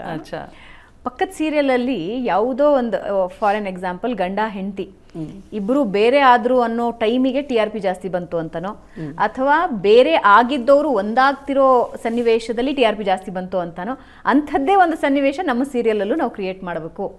ಇದು ಹೆಂಗೆ ವರ್ಕ್ ಆಗುತ್ತೆ ಅಂದರೆ TRP ಲೆಕ್ಕದಲ್ಲೇ ಮಾತಾಡ್ತಿದ್ದೀನಿ ಅಷ್ಟೇ. ಹೆಂಗೆ ವರ್ಕ್ ಆಗುತ್ತೆ ಅಂದರೆ ಎಲ್ಲರೂ ಅದನ್ನೇ ಮಾಡಿದ್ರೆ, ಎಲ್ಲರೂ ಅದನ್ನೇ ಮಾಡ್ತಾರೆ ಅಂತ ನೋಡಲ್ಲ. ನೀವು ಕೆಲವು ನೀವು ಹೇಳಿದ್ದು ನಮ್ಮ ಮನೇಲಿ ನಾವು ಮಾತಾಡ್ಕೊಂಡಿದ್ದೀವಿ. ಒಂದು ಚಾನಲ್ ಆನ್ ಮಾಡು, ಕ್ಲಿಕ್ ಮಾಡಿ ನೋಡು, ಏನೋ ನಡೀತಾ ಇದೆ, ನೆಕ್ಸ್ಟ್ ಚಾನಲ್ಗೆ ಹೋಗು, ಅದ್ರ ಕಂಟಿನ್ಯೂಟಿ ಅಲ್ಲಿರುತ್ತೆ, ಅದ್ರ ಕಂಟಿನ್ಯೂಟಿ ಸಿಗುತ್ತೆ ನಿಮಗೆ ಅಂತ. ಅಂದರೆ ಅಲ್ಲೇ ಒಂದು ಸ್ಟೋರಿ ಲೈನ್ ನಿಮ್ಗೆ ರೆಡಿ ಆಗಿಬಿಡುತ್ತೆ. ಆ ಥರ ಎಲ್ಲವೂ ಒಂದೇ ಅನ್ನೋ ಥರ ಆಗಿ ಹೋಗಿದೆ. ನೀವು ಅಂದರೆ ಹೇಗೆ ಮಾಡುತ್ತೆ ಅಲ್ಲದ ಹಂಗೆ ಆಗಿ ಹೋಗಿದೆ. ಬ್ರೇಕ್ ಮಾಡಬೇಕು. ಯಾಕೆಂದರೆ ನನಗಿರೋ ವಿಷಾದ ಏನು ಅಂತಂದರೆ, ಕನ್ನಡಿಗರು ಅಂತ ನಾವು, ಅಂದರೆ ನಾನು ಬಾಂಬೆಲಿ ನಮ್ಮ ರಾಜ್ಯದ ಆಚೆ ಇದ್ದು ಬಂದವಳು ಆದ್ದರಿಂದ, ಅಥವಾ ಹೊರನಾಡಲ್ಲಿ ಇದ್ದು ಬಂದವಳು ಆದ್ದರಿಂದ ನಂಗೆ ಗೊತ್ತಿದೆ ಕರ್ನಾಟಕದ ಬಗ್ಗೆ, ಕನ್ನಡದ ಜನತೆಯ ಬಗ್ಗೆ, ಅವರ ಇಂಟೆಲೆಕ್ಚುಯಾಲಿಟಿ ಬಗ್ಗೆ, ಅಥವಾ ಅವರ ಟ್ಯಾಲೆಂಟ್ ಬಗ್ಗೆ ತುಂಬ ಅಭಿಮಾನದಿಂದ ಜನ ಮಾತಾಡ್ಕೊಳ್ಳೋದನ್ನು ನೋಡ್ತಾ ಇದ್ದೆ. ಬಟ್ ಈಗ ಏನು ಮಾತಾಡ್ಕೊಳ್ತಿದ್ದಾರೆ ಅಂತ ನಾವು ಆಚೆ ಇಲ್ಲ, ಇಲ್ಲಿದ್ದೇ ನೋಡ್ಬೋದು ನಾವು ಸರಳವಾಗಿ ಏನು ನಡೀತಿದೆ ಅಂತ. ಮತ್ತೆ ನಾವು ವಾಪಸ್ ಮೊದಲಿನ ಹಂತಕ್ಕೆ ಹೋಗಬೇಕು ಅಂದರೆ ಆ ಒಂದು ಸೀರಿಯಸ್ನೆಸ್ಸು, ಆ ಒಂದು ಇದು ಬೇಕು ಅಂತ. ಪದೇ ಪದೇ ಹೇಳೋದೇನು ಜನ ಕೇಳ್ತಾರೆ ಅಂತ. ರಂಗಭೂಮಿಯಲ್ಲಿ ಒಂದು ಮಾತಿದೆ, ಜನ ಚೇಂಜ್ ಕೇಳ್ತಾರೆ ಅಂತ ಚಿಲ್ಲರೆ ಆಗ್ತೀಯಾ? ಚೇಂಜ್ ಚಿಲ್ಲರೆ, ರೈಟ್? ಆಗೋದು ಬೇಡ ಅಲ್ವಾ? ಜನ ಕೇಳ್ತಾರೆ, ಹೌದು ಕೇಳ್ತಾರೆ, ಅನಿವಾರ್ಯ ಒಳ್ಳೇದನ್ನು ಕೊಟ್ಟರೆ ಒಳ್ಳೇದು ನೋಡ್ತಾರಲ್ಲ. ಬಟ್ ಈ TRP ರೇಸಲ್ಲಿ ಕೆಲವೊಂದ್ಸಲ ಹಲವಾರು ನಿರ್ದೇಶಕರು ಏನು ಹೇಳ್ತಾರೆ ಅಂದರೆ, ನಾವು ಬಹಳ ಗಟ್ಟಿ ಸಬ್ಜೆಕ್ಟ್ ಕೊಟ್ಟಾಗ ಕೈ ಸುಟ್ಕೊಂಡು ಮನೆ ಮಠ ಮಾರ್ಕೊಂಡ್ಬಿಟ್ಟಿದ್ದೀವಿ, ಏನು ಮಾಡೋಕ್ಕಾಗತ್ತೆ. ಇವಾಗ ಜನ ಏನು ಕೇಳ್ತಾರೋ ನಾವು ಅದನ್ನೇ ಕೊಡಬೇಕಾಗತ್ತೆ. ಇಬ್ಬರು ಹೆಣ್ತಿರ ಸ್ಟೋರಿ ಇಷ್ಟಪಡ್ತಾರೆ, ಮದುವೆ ಆಗಿರೋ ಹೆಣ್ಣುಮಗಳ ಹಿಂದೆ ಬೀಳುವಂತಹ ಪಾಗಲ್ ಪ್ರೇಮಿಯ ಸ್ಟೋರಿ ಇಷ್ಟಪಡ್ತಾರೆ, ಸತ್ತು ಮುಖವಾಡ ಬೇರೆ ಮುಖದೊಂದಿಗೆ ಬಂದಿರೋ ಕ್ಯಾರೆಕ್ಟರ್ನ ಇಷ್ಟಪಡ್ತಾರೆ. ಜನಕ್ಕೆ ಏನು ಬೇಕೋ ಅದನ್ನೇ ಕೊಡಬೇಕಾಗತ್ತೆ ಅಂತಾರೆ. ಜನಕ್ಕೆ ಎಂಟರ್ಟೈನ್ಮೆಂಟ್ ಬೇಕು ನಿಜ. ನಾವು ಕೊಡೋ ವಿಷಯನೇ ಎಂಟರ್ಟೈನ್ಮೆಂಟ್ ಮೂಲಕ ಹೇಳ್ತಾ ಹೋದರೆ, ಅಂದರೆ ಅದೇ ಸೀರಿಯಸ್ನೆಸ್, ಒಂಥರ ಬ್ರಿಡ್ಜ್ ಮೂವಿ ಅಂತ ಇಟ್ಕೊಳ್ಳಿ ನೀವು. Mass movie, class movie, bridge ಅಂತಂತ ಒಂದು ಮಧ್ಯದ ಒಂದು ಇದೆಯಲ್ಲ. ಸೊ ಆ ಸಾಧ್ಯತೆ ಬಗ್ಗೆ ಯೋಚನೆ ಮಾಡಬೇಕು. ಜನಕ್ಕೆ ಎಂಟರ್ಟೈನ್ಮೆಂಟ್ ಬೇಕಪ್ಪ. ಜನ ಏನು ನೋಡ್ತಾರೆ, ತಮ್ಮನ್ನು ಅದರಲ್ಲಿ ನೋಡ್ತಾರೆ, ಅಥವಾ ನನ್ನ ನೋವನ್ನು ಮರೆಯೋದಕ್ಕೆ ಇನ್ನೊಂದು ಯಾವುದೋ ದೊಡ್ಡ ನೋವನ್ನು ನೋಡೋದಕ್ಕೆ ಇಷ್ಟಪಡ್ತಾರೆ. ನನ್ನ ಜೊತೆ ನಡೀತಿರೋದಕ್ಕಿಂತ ಇನ್ನೇನೋ ಬೇರೆ ಒಂದು ನಡಿಬೇಕು, ಅಥವಾ ನನ್ನ ನೋವನ್ನು ನಾನು ಮರಿಬೇಕು, ನಗಬೇಕು, ಅಥವಾ ಆಡ್ಕೋಬೇಕು, ಯಾವುದೋ ಒಂದು ಬೇಕು ಅವರಿಗೆ. ಸೊ ಅದು ಬೇಕನ್ನು ನಾನು ಹೆಂಗೆ ಕೊಡ್ತೀನಿ ಅಂತ ಅನ್ನೋದ್ರ ಮೇಲೆ ಡಿಪೆಂಡ್ ಆಗುತ್ತೆ. ರೈಟ್. ನೀವು ಕಾಮಿಡಿ ಅಂತ ಹೇಳ್ತಾ ಇದ್ರಿ, ಅಂದರೆ ಕನ್ನಡ ಇಂಡಸ್ಟ್ರಿಯಲ್ಲಿ ನನಗೆ ಇತ್ತೀಚಿನ ವರ್ಷಗಳಲ್ಲಿ ನೆನಪಿರೋದು ಸಿಲಿಲಲ್ಲಿ ಒಂದೇ, ಅಂದರೆ ನಕ್ಕು ನಗಿಸಿದ್ದ ಸೀರಿಯಲ್ ಒಂದು ಬಿಟ್ಟರೆ. ಯಾಕೆ ಅದು ಕಾಮಿಕಲ್ ಸೀರಿಯಲ್ಗಳು ಯಾಕೆ ಬರಲ್ಲ? ನಮಗೆ ನಗಿಸೋದು ಗೊತ್ತಿಲ್ಲ ಕನ್ನಡಿಗರಿಗೆ. ನಾವು ನಗಬಲ್ಲೆವು, ತುಂಬ ಚೆನ್ನಾಗಿ ನಗಬಲ್ವಿ. ಅಂದರೆ ಸಿಲಿಲಲ್ಲಿ ಬಂತು, ಪಾಪ ಪಾಂಡು ಬಂತು, ಆಮೇಲೆ ಎಂಥ ಪಾಂಡುರಂಗ ವಿಠಲ, ಹಿಂಗೆ ಸಮಥಿಂಗ್ ಏನೋ ಇನ್ನೊಂದು ಬಂತು. ಅಂಥದ್ದು ತುಂಬ ಕಡಿಮೆ ಇದೆ. ಯಾಕೆ ಅಂತಂದರೆ ಇದಕ್ಕಿಂತ ಜಾಸ್ತಿ ಟ್ಯಾಲೆಂಟ್ ಅದಕ್ಕೆ ಬೇಕು. ಜಾಸ್ತಿ ಸ್ಕ್ರಿಪ್ಟ್ ವೈಸ್ ಇರ್ಬೋದು, ಆ್ಯಕ್ಟಿಂಗ್ ವೈಸ್ ಇರ್ಬೋದು, ಜಾಸ್ತಿ ಟ್ಯಾಲೆಂಟ್ ಅದಕ್ಕೆ ಬೇಕು. ನೀವು ಅದನ್ನು ಹೇಗೆ ಎಕ್ಸಿಕ್ಯೂಟ್ ಮಾಡ್ತೀರಿ ಅನ್ನೋದು ಕೂಡ ಮುಖ್ಯ ಆಗುತ್ತೆ. ಆ್ಯಂಡ್ ನನಗೆ ಗೊತ್ತಿರೋ ಹಾಗೆ ನಾವು ಕನ್ನಡಿಗರು ಜಾಸ್ತಿ ಸೀರಿಯಸ್ ಪರ್ಸನ್ಗಳು. ನಗಬೇಕಾದ್ರೂ ಅದು ಜೋಕಲ್ಲಿ ಏನಾದರೂ ಅರ್ಥ ಇದೆಯಾ ಇಲ್ಲ ಯೋಚನೆ ಮಾಡ್ತೀವಿ. ಇಲ್ಲದೆ ಹೋದರೆ PG ಅಂತ ಸುಮ್ಮನಾಗ್ತೀವಿ. ಹಾಗಾಗಿ ಬಂದರೆ ನೋಡಿದ್ರಲ್ಲ ಸಿನಿಮಾಗಳು, ಎಷ್ಟು ಕೆಟ್ಟ ಸಿನಿಮಾಗಳು ಬಂದು ಹಂಗಾಗತ್ತೆ. ಓಕೆ. ಸೋಷಿಯಲ್ ಮೀಡಿಯಾ ಇಂಪ್ಯಾಕ್ಟು ಈ ಕಿರುತೆರೆ ಮತ್ತು ಹಿರಿತೆರೆ ಬಿಡಿ, ಒಂದು ಸಲ ಶೂಟ್ ಆದಮೇಲೆ ಬರಬೇಕು, ಅಷ್ಟಕ್ಕೆ ನಿಂತೋಗುತ್ತೆ. ಆದರೆ ಇದು ಡೈಲಿ ಎಪಿಸೋಡ್ಗಳಾಗಿರೋದ್ರಿಂದ ಈ ಸೋಷಿಯಲ್ ಮೀಡಿಯಾ ಇಂಪ್ಯಾಕ್ಟ್ ಹೇಗಿರುತ್ತೆ? ಕೆಲವು ನಿರ್ದೇಶಕರು ಮಾತಾಡಿದ್ದನ್ನು ನಾನು ಕೇಳಿಸ್ಕೊಂಡಿದ್ದೀನಿ. ಅಂದರೆ ಸೋಷಿಯಲ್ ಮೀಡಿಯಾದಲ್ಲಿ ಏನು ಟ್ರೆಂಡ್ ಹೋಗ್ತಾ ಇದೆ ನಮ್ಮ ಕಥೆ ಬಗ್ಗೆ, ಅದರ ಮೇಲೆ ಜನ ಕೋಪ ಮಾಡ್ಕೊಂಡಿದ್ದಾರೋ ಅಥವಾ ಓಕೆ ಇದ್ದಾರೋ, ಹ್ಯಾಪಿ ಇದ್ದಾರೋ, ಅದ್ರ ಮೇಲೆ ನಾವು ಕೆಲವೊಂದು ಸಲ ಆಲ್ ಟೈಮ್ ಅಲ್ಲ, ಎವ್ರಿ ಟೈಮ್ ಅಲ್ಲ, ಬಟ್ ಕೆಲವೊಂದು ಸಲ we are force to take a decision ಅಂತಿರುತ್ತೆ, to change a little bit. ಹೌದಾ? ಅದು ಆಗ್ಬೋದು. ಅದನ್ನು ಆ್ಯಕ್ಚುಲಿ ನೀವು ಆ ಟೀಮ್ ಕೇಳಬೇಕು. ಸ್ಕ್ರಿಪ್ಟ್ ಇಲ್ಲ ಅಂದರೆ ಆಗುತ್ತೆ. ಯಾಕೆ ಅಂದರೆ ಅಲ್ಟಿಮೇಟ್ಲಿ ಅದು ನಾಟಕ ಇರಲಿ, ಸೀರಿಯಲ್ ಇರಲಿ, ಸಿನಿಮಾ ಇರಲಿ, ನೀವು ಮಾಡೋದು ಪ್ರದರ್ಶನ. ಅದು ಪ್ರದರ್ಶನ ಯಾರಿಗೋಸ್ಕರ ಹೇಳಿ? ಜನರಿಗೋಸ್ಕರ, ವೀಕ್ಷಕರಿಗೆ. ವೀಕ್ಷಕರ ಒಂದು ನಿರೀಕ್ಷೆ ಇದೆ, ಅಥವಾ ವೀಕ್ಷಕರಿಗೆ ಇದು ಇಷ್ಟ ಆಗ್ತಾ ಇಲ್ಲ ಅಂದಾಗ ಚೇಂಜಸ್ ಮಾಡಿಕೊಂಡ್ರೆ ಇನ್ನೂ ಜಾಸ್ತಿ ಜನ ನೋಡ್ತಾರೆ. ನಾನು ಹೇಳಿಲ್ವಾ? ಆಮೇಲೆ ಅವರವರಲ್ಲೇ ಕಾಂಪಿಟೇಷನ್ ಆಗುತ್ತೆ.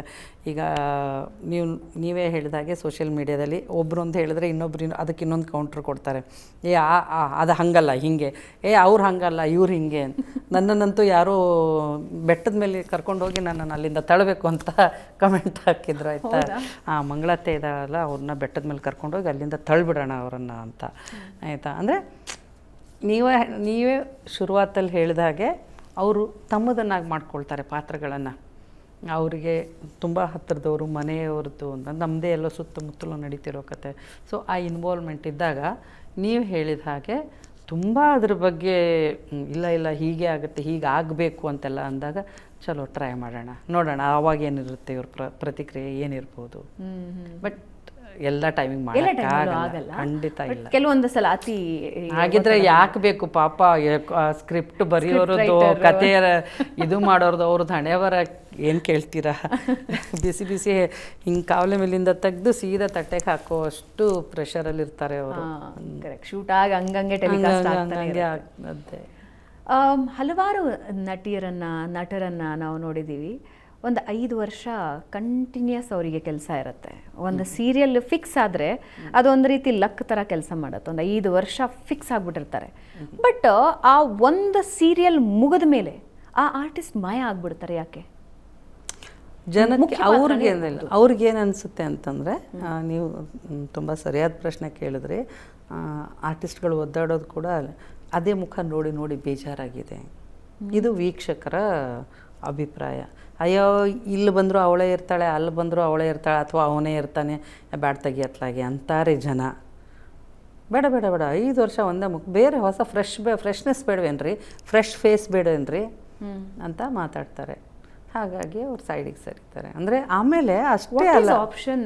ಜಯಲಕ್ಷ್ಮಿ ಅವರೇ, ನನ್ನ ಪ್ರಶ್ನೆ ಇರೋದು, 5 ವರ್ಷ ಬದುಕು ಕಟ್ಕೊಂಡಿರ್ತಾರೆ, ಎವ್ರಿ ಡೇ ಬೆಳಗ್ಗೆದ್ದು ಮೇಕಪ್ ಹಾಕಿ ಆ್ಯಕ್ಷನ್ ಕಟ್ ಎಲ್ಲದಕ್ಕೂ ಒಗ್ಗೊಂಬಿಟ್ಟಿರ್ತಾರೆ. ಮನುಷ್ಯನ ಮೆದುಳೇ ಹಾಗಲ್ವಾ ಪ್ರತಿದಿನ. ಆಮೇಲೆ ಅದು ಬರ್ತಾ ಇದ್ದಿದ್ದ ಫೇಮು, ಜನರ ಘೋಷಣೆಗಳು, ಓ ಸರ್ ನೀವು ತುಂಬ ಚೆನ್ನಾಗಿ ಮಾಡಿದ್ರಿ, ಓ ಮೇಡಮ್ ನೀವು ಅದ್ಭುತ ಅಂತ. ಇವತ್ತಿಗೆ ಸೀರಿಯಲ್ ಮುಗೀತು, ನಾಳೆ ಬೆಳಗ್ಗೆಯಿಂದ ಮತ್ತೆ ಹುಡುಕಬೇಕು. ಇನ್ನೊಂದು ಯಾವುದಾದ್ರೂ ಪ್ರೊಡಕ್ಷನ್ ಹೌಸು, ಇನ್ನೊಂದು ಯಾವುದಾದ್ರೂ ಚಾನಲ್ಲು, ಇನ್ನೊಂದು ಯಾವುದಾದ್ರೂ ನಿರ್ದೇಶಕರು. ಇನ್ನೊಂದು ಸಮಸ್ಯೆ ಏನಂದರೆ, ಈ ಮುಖ್ಯ ಪಾತ್ರಗಳಲ್ಲಿ ಮಾಡೋದು ಸಮಸ್ಯೆ, ಅದು ಪ್ಲಸ್ಸೋ ಮೈನಸ್ಸೋ ನೀವು ನನಗೆ ಹೇಳಬೇಕು.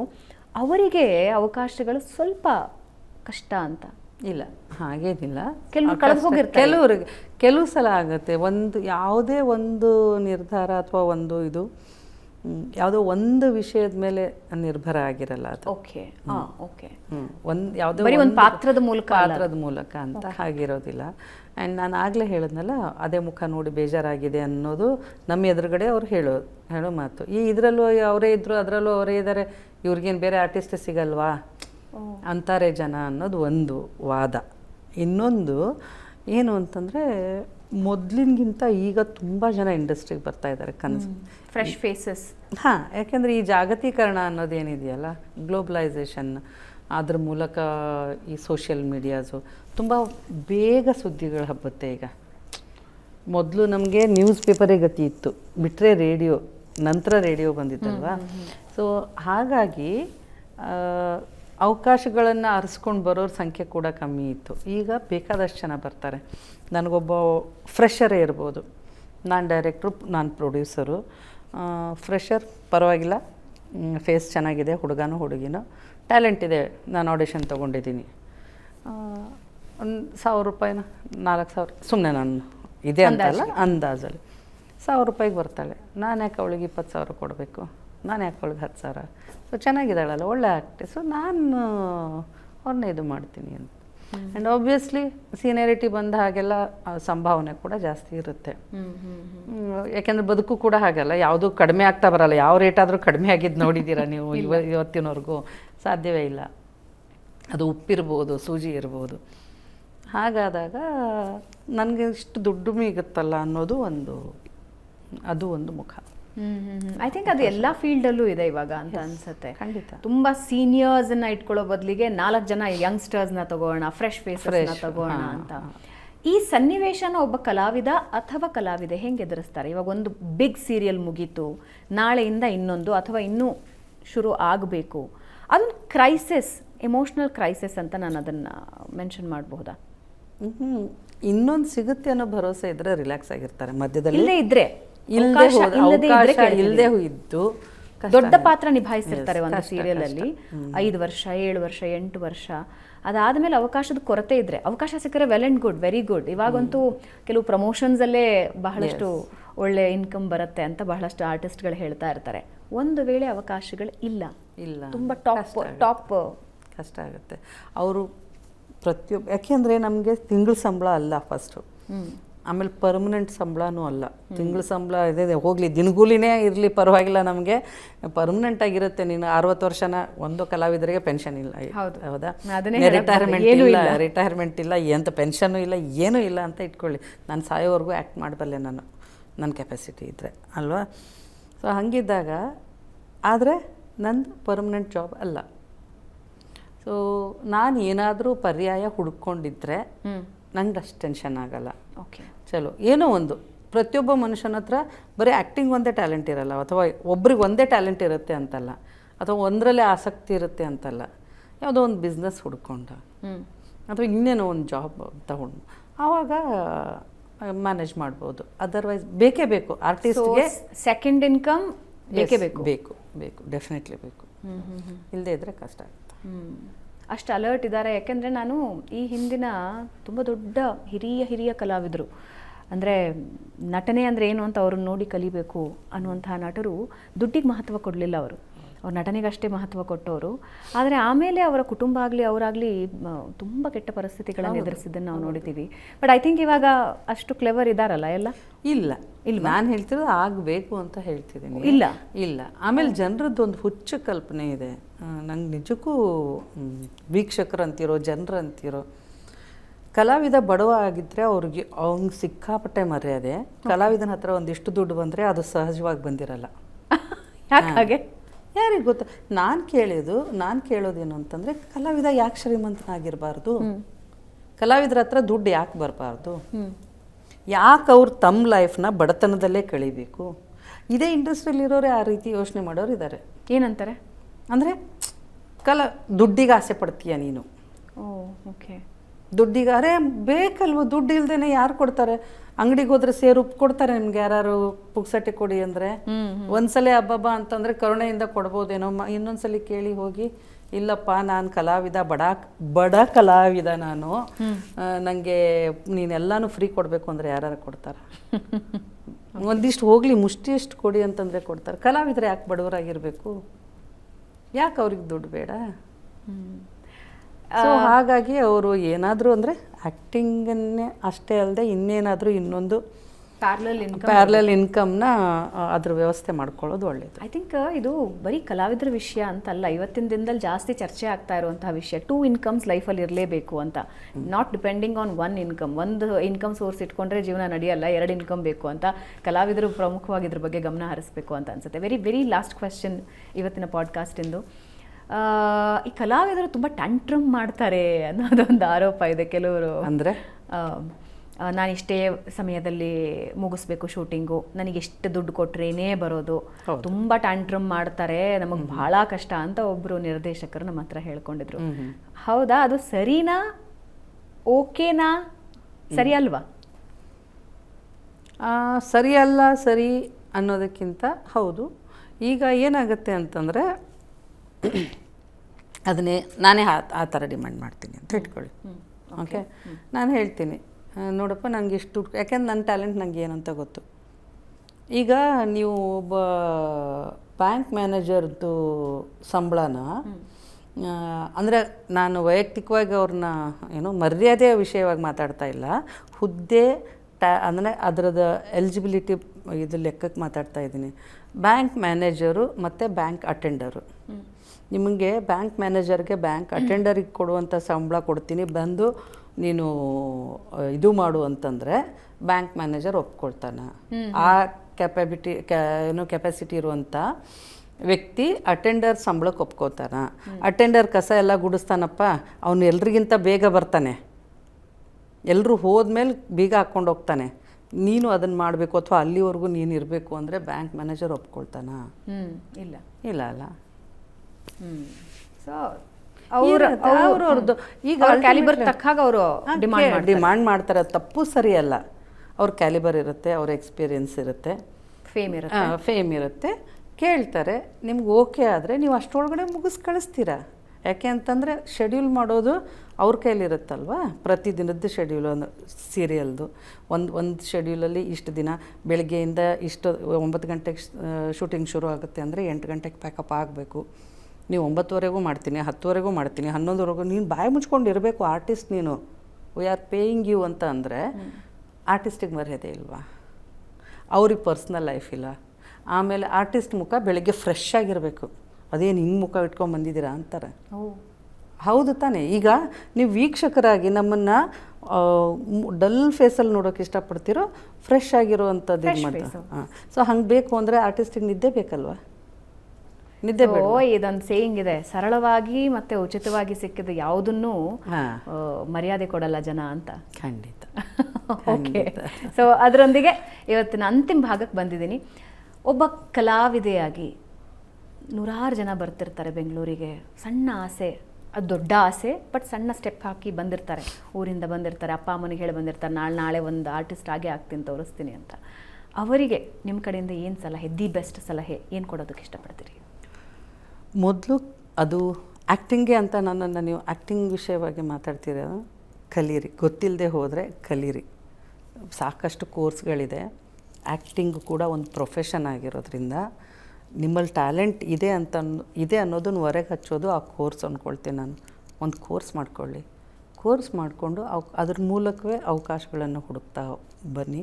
ಅವಕಾಶ ಸಿಕ್ಕರೆ ನಿಜಕ್ಕೂ ನಿಮ್ಮಲ್ಲಿ ಟ್ಯಾಲೆಂಟ್ ಇದ್ದು ನಿಮ್ಮ ಅದೃಷ್ಟನೂ ಅದ್ರ ಜೊತೆ ಸೇರಿದ್ರೆ ಒಳ್ಳೆ ಆ್ಯಕ್ಟ್ರ್ ಆಗ್ತೀರಾ, ಎಸ್ಟಾಬ್ಲಿಷ್ ಆಗ್ತೀರಾ. ಓಕೆ, ಈಗ ಕೊನೆಯದಾಗಿ ಈಗ ಬಂದೆ, ನಾನು ಬೆಂಗಳೂರಿಗೆ ಬಂದೆ, ನಾನು ಸಿನಿಮಾದಲ್ಲಿ ಮಾಡಬೇಕು, ಕಿರುತೆರೆಯಲ್ಲಿ ಮಾಡಬೇಕು, ಯಾರನ್ನು ಭೇಟಿ ಆಗಬೇಕು ಅನ್ನೋದು ಬಹಳ ಅಷ್ಟೇ. ಯಾಕೆ ಪ್ರಶ್ನೆ ಕೇಳ್ತಿದ್ದೀನಿ ಅಂದರೆ, ನೀವು ಆಗಲೇ ಒಂದು ಉದಾಹರಣೆ ಕೊಟ್ರಿ. ಅಂದರೆ ಯಾರ್ಯಾರೋ ಇದನ್ನು ಮಿಸ್ಯೂಸ್ ಮಾಡ್ಕೊಳ್ಳೋ ಚಾನ್ಸಸ್ ಬಹಳ ಜಾಸ್ತಿ ಇದೆ. ಯಾರನ್ನು ಕಾಂಟ್ಯಾಕ್ಟ್ ಮಾಡಬೇಕು, ಎಲ್ಲಿ ಹೋಗಬೇಕು ಅನ್ನೋದೇ ದೊಡ್ಡ ಕ್ವೆಶ್ಚನ್ ಇರುತ್ತೆ. ಗಾಂಧಿನಗರದ ಸುತ್ತಮುತ್ತ ತುಂಬ ಜನ ಓಡಾಡ್ತಿರ್ತಾರೆ, ನನಗೊಂದು ಅವಕಾಶ ಬೇಕು ಅಂತ, ಬೇರೆ ಬೇರೆ ಪ್ರೊಡಕ್ಷನ್ ಹೌಸ್ ಮುಂದೆ ಹೋಗಿ ನಿಂತಿರ್ತಾರೆ.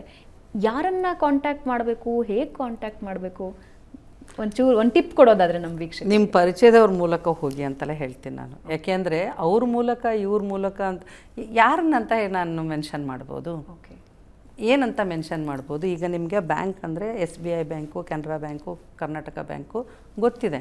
ಅಲ್ಲಿ ಹೋಗಿ ಅಕೌಂಟ್ ತೆಗೀರಿ ಅಂತ ಹೇಳ್ಬೋದು. ನಿಮಗೆ ಈ ಬ್ಯಾಂಕಲ್ಲಿ ಸೇಫ್ ಆಗಿರ್ತೀರಿ ಅಥವಾ ಜಾಸ್ತಿ ಇಂಟ್ರೆಸ್ಟ್ ಬರುತ್ತೆ, ಅಲ್ಲಿ ಹೋಗಿ ನೀವು ಇನ್ವೆಸ್ಟ್ ಮಾಡಿ ಅಂತ ಹೇಳ್ಬೋದು. ಸೊ ಆ್ಯಕ್ಟಿಂಗದ್ದು ಇದನ್ನು ನೀವು ಒಬ್ಬರಲ್ಲ ಇಬ್ಬರಲ್ಲ, ಓಕೆ. ಆಮೇಲೆ ಇದು ಭವಿಷ್ಯದ ಪ್ರಶ್ನೆ. ಅವರು ತಮ್ಮ ಭವಿಷ್ಯನ ಇದರಲ್ಲಿ ನೋಡೋದಕ್ಕೆ ಕಂಡುಕೊಳ್ಳೋದಕ್ಕೆ ಬರ್ತಾ ಇರುವಾಗ, ಭವಿಷ್ಯ ಅಂತಂದರೆ ಬರೀ ಟ್ಯಾಲೆಂಟ್ ಅಲ್ಲ, ದುಡ್ಡು ಕೂಡ. ಆಮೇಲೆ ಅವರು ಒಬ್ಬ ವ್ಯಕ್ತಿ ಯಾವತ್ತೂ ಒಬ್ಬ ವ್ಯಕ್ತಿ ಅಲ್ವೇ ಅಲ್ಲ, ಒಂದು ಕುಟುಂಬ ಹಿಂದೆ ಇದೆ, ಜೊತೆಗಿದೆ. ಸೊ ಜವಾಬ್ದಾರಿ ಇದೆ. ಸುಮ್ಮನೆ ಕನಸು ಕಾಣೋದು ಬೇರೆ. ನನಗೂ ಇದೆಯಪ್ಪ, ಏನೋ ನನಗೂ ಪ್ರಧಾನಮಂತ್ರಿ ಆಗಬೇಕು ಅಂತ ಇದೆ. ಸೊ ಆಗಬೇಕು ಅಂತ ಇರೋದು ಬೇರೆ, ನನ್ನ ಕೆಪಬಿಲಿಟಿ ಅದು ಸರಿ ಹೋಗುತ್ತಾ, ಅಥವಾ ನನಗೆ ಆ ಕ್ಯಾಲಿಬರ್ ಇದೆಯಾ, ನನಗೆ ಆ ಟ್ಯಾಲೆಂಟ್ ಇದೆಯಾ, ಅಲ್ಲಿ ನನ್ನ ಜೀವನಾನ ಅದು ಅದು ಇಲ್ಲದೇನೆ ನಾನು ಇನ್ನೇನು ಮಾಡೋಕ್ಕಾಗಲ್ಲ ಇದೆಯಾ. ಸೊ ಎಲ್ಲ ಯೋಚನೆ ಮಾಡಿ ನಿರ್ಧಾರ ತಗೊಳ್ಳೋದು. ಆ ಥರದ ನಿರ್ಧಾರ ದಯವಿಟ್ಟು, ಸಾಕಷ್ಟು ಜನ ಬರೋದು ಆ ಥರದ ನಿರ್ಧಾರದಿಂದ. ಹುಂಬತನ ನಾನು ಮಾಡ್ತೀನಿ, ಅದೇನು ದೊಡ್ಡ ಆ್ಯಕ್ಟಿಂಗ್ ಅದೇ ನಾನು ಗೊತ್ತಿಲ್ವಾ, ನೋಡಿ ನಾನು ರಾಜ್ಕುಮಾರನ್ ಥರ ಮಾಡ್ತೀನಿ, ಇಷ್ಟು ಮಾಡ್ತೀನಿ, ವಿಷ್ಣುವರ್ಧನ್ ಥರ ಮಾಡ್ತೀನಿ, ಬೇರೆ. ಅದು ನೀವು ಟ್ಯಾಲೆಂಟು ಅಂತಂದಾಗ ಮತ್ತೆ ಅದು ಎಲ್ಲ ರೀತಿ ಯೋಚನೆ ಮಾಡಿ ನೀವು ಗೊತ್ತಿದ್ದವ್ರ ಮೂಲಕ ಬನ್ನಿ ಅಂತಲೇ ನಾನು ಹೇಳ್ತೀನಿ, ವಿಶೇಷವಾಗಿ ಹೆಣ್ಮಕ್ಳಿಗೆ. ಅದು ಯಾವುದೇ ಕ್ಷೇತ್ರ ಆಗಿರ್ಬೋದು. ಇವಾಗ ನಟನೆ ಅಂದಾಗ ನಟನೆ ನನಗೆ ಹೌದು ಅನ್ನೋದನ್ನ ನಮಗೆ ಫಸ್ಟ್ ಅರ್ಥ ಆಗಬೇಕು. ಟೆಕ್ನಿಷಿಯನ್ ಆಗ್ತೀನಿ ಅಂದಾಗ ನನಗೆ ಅದ್ರ ಬಗ್ಗೆ ಇಂಟ್ರೆಸ್ಟ್ ಇದೆ ಅನ್ನೋದು ಗೊತ್ತಾಗಬೇಕು. ಆ್ಯಂಡ್ ಅದು ಕೋರ್ಸ್ ಇರುತ್ತೆ, ಅದು ಕೋರ್ಸ್ ಮಾಡಬೇಕು. ಅಟ್ಲೀಸ್ಟ್ ಇಲ್ಲ ಅಂದರೆ ಯಾರು ಗುರುಗಳು ಅಂತ ಯಾರು ಇರ್ತಾರೋ ಅವರ ಅಡಿಯಲ್ಲಿ ನಾವು ಒಂದಷ್ಟು ದಿನ ಅಭ್ಯಾಸ ಮಾಡಬೇಕು. Thank you so much Jayalakshmi ಅವರೇ. ಅಂದರೆ ಬಹಳಷ್ಟು ನೆಗೆಟಿವ್ ಮಾತಾಡಿದ್ದೀವಿ, ಪಾಸಿಟಿವ್ ಮಾತಾಡಿದ್ದೀವಿ, ಆದರೆ ಒಂದಂತೂ ಸ್ಪಷ್ಟ, ಕಿರುತೆರೆ ಮತ್ತು ಹಿರಿತೆರೆಯ ಒಂದು ಚಿತ್ರಣ ಕಟ್ಕೊಟ್ರಿ. ಅದರ ಜೊತೆಗೆ ಯಾರು ಹೆಂಗೆ ಬದುಕಬೇಕು, ಡಬಲ್ ಇನ್ಕಮಿಂದ ಹಿಡಿದು ಯಾವ ರೀತಿ ಇರಬೇಕು, ಎಲ್ಲದ್ರ ಬಗ್ಗೆನೂ ವೀಕ್ಷಕರಿಗೆ ತಿಳಿಸ್ಕೊಟ್ರಿ. ನಿಮ್ಮ ಜರ್ನಿನೂ ನಮ್ಮ ಜೊತೆ ಹಂಚ್ಕೊಂಡ್ರಿ. ಐ ಥಿಂಕ್ ಯಾರ್ಯಾರು ಕಲಾವಿದರಾಗಬೇಕು, ಟೆಕ್ನಿಷಿಯನ್ ಆಗಬೇಕು ಅಂತ ಅಂದ್ಕೊಳ್ತಾ ಇದ್ದಾರೆ, ಅವರಿಗೊಂದು ಸಣ್ಣ ಗೈಡ್ ಬುಕ್ ಸಿಕ್ಕಂಗಾಯಿತು. Thank you so much. ಅಷ್ಟು ದೊಡ್ಡದಿಲ್ಲ, ಬಟ್ ಹೌದು, ನೀವು ಹೇಳೋ ಹಾಗೆ ನೆಗೆಟಿವ್ ಮಾತಾಡಿದ್ವಿ. ಬಟ್ ಆ ನೆಗೆಟಿವ್ ಕೊಡೋ ಫಲ ಇದೆಯಲ್ಲ, ಅಂದರೆ ಅವ್ರಿಗೆ ಆ ನೆಗೆಟಿವ್ಸ್ ನಾವೇನು ಮಾತಾಡಿದ್ವೋ, ಹೀಗಿರುತ್ತೆ, ಸೊ ಒಂದು ಅಲರ್ಟ್ನೆಸ್ಸು ಸಿಗುತ್ತೆ ಆ ಮೂಲಕ. ಹೀಗಾಗಿ ನಾನು ಅದನ್ನು ನೆಗೆಟಿವ್ ಅಂತ ಹೇಳಲಾರೆ. ಬಟ್ ಮಾತಾಡಿದ್ದು ಖುಷಿ ಆಯಿತು. Thank you so much. ಇದರಿಂದ ನಾನು ಅದೇ ಹೇಳದ್ನಲ್ಲ, ಏನು ಮಾಡಬಾರ್ದು ಮತ್ತು ಆಯ್ಕೆಗಳು ಹೇಗಿರಬೇಕು ಅನ್ನೋದು ಒಂದು ಸ್ಪಷ್ಟನೆ ನಮ್ಮ ವೀಕ್ಷಕರಿಗೆ, ಯಾರು ಕಲಾವಿದರಾಗಬೇಕು ಅಂದ್ಕೊಳ್ತಾ ಇದ್ದಾರೋ ಅವರಿಗೊಂದು ಸ್ಪಷ್ಟನೆ ಸಿಕ್ಕಿದೆ. Thank you so much. Thank you. And ಕಲಾವಿದರಾಗೇ ಇರ್ತಾರೆ. ಆಗಬೇಕು ಅನ್ನೋದು ಅವಕಾಶದ ಮೇಲೆ ಡಿಪೆಂಡ್ ಇರುತ್ತೆ. ಕಲಾವಿದರು ಬೇಸಿಕ್ಲಿ ಕಲಾವಿದರಾಗೇ ಇರ್ತಾರೆ. ಆ್ಯಂಡ್ ಯಾರೆಲ್ಲ ಬರ್ತಾರೋ, ಯಾರಿಗೆಲ್ಲ ಅವಕಾಶಗಳು ಸಿಗುತ್ತೋ ಅವ್ರಿಗೆಲ್ರಿಗೂ ಒಳ್ಳೆ ಭವಿಷ್ಯ ನಮ್ಮ ಕಿರುತೆರೆ, ಹಿರಿತೆರೆ, ರಂಗಭೂಮಿ ನೀಡಲಿ ಅಂತ, ವಿಶೇಷವಾಗಿ ಕನ್ನಡ ಏನು ನಟನಾ ರಂಗ ಇದೆಯಲ್ಲ, ಅದರಲ್ಲಿ ಎಲ್ರಿಗೂ ಒಳ್ಳೆಯ ಭವಿಷ್ಯ ರೂಪಿತವಾಗಲಿ ಅಂತ ಹಾರೈಸ್ತೀನಿ. ಆ್ಯಂಡ್ ನಿಮಗೂ ಕೂಡ, ಚಾನಲ್ಗೂ ಧನ್ಯವಾದಗಳು. Thank you so much. So ವೀಕ್ಷಕರೇ, ಇದಾಗಿತ್ತು ಇವತ್ತಿನ ಬೆಂಗಳೂರು ಬಜ್. ಏನು ಮಾಡಬೇಕು ಅಂತ ಗೊತ್ತಿದೆಯಲ್ಲ, ಸಬ್ಸ್ಕ್ರೈಬ್ ಮಾಡಬೇಕು, ಬೆಲ್ ಐಕನ್ ಪ್ರೆಸ್ ಮಾಡಬೇಕು. ಹಾಗೆ ನೀವು ಮಾಡಿದ್ರೆ ಮುಂದಿನ ಹೊಸ ಎಪಿಸೋಡ್ ನಿಮಗೆ ಖಂಡಿತ ಸಿಗುತ್ತೆ. ಇದು ಈ ಬಾರಿಯ ಬೆಂಗಳೂರು ಬಜ್. ಮುಂದಿನ ವಾರ ಮತ್ತೊಬ್ಬ ಗಣ್ಯ ಅತಿಥಿ ನಿಮ್ಮ ಮುಂದೆ ಇರ್ತಾರೆ. ನಮಸ್ಕಾರ.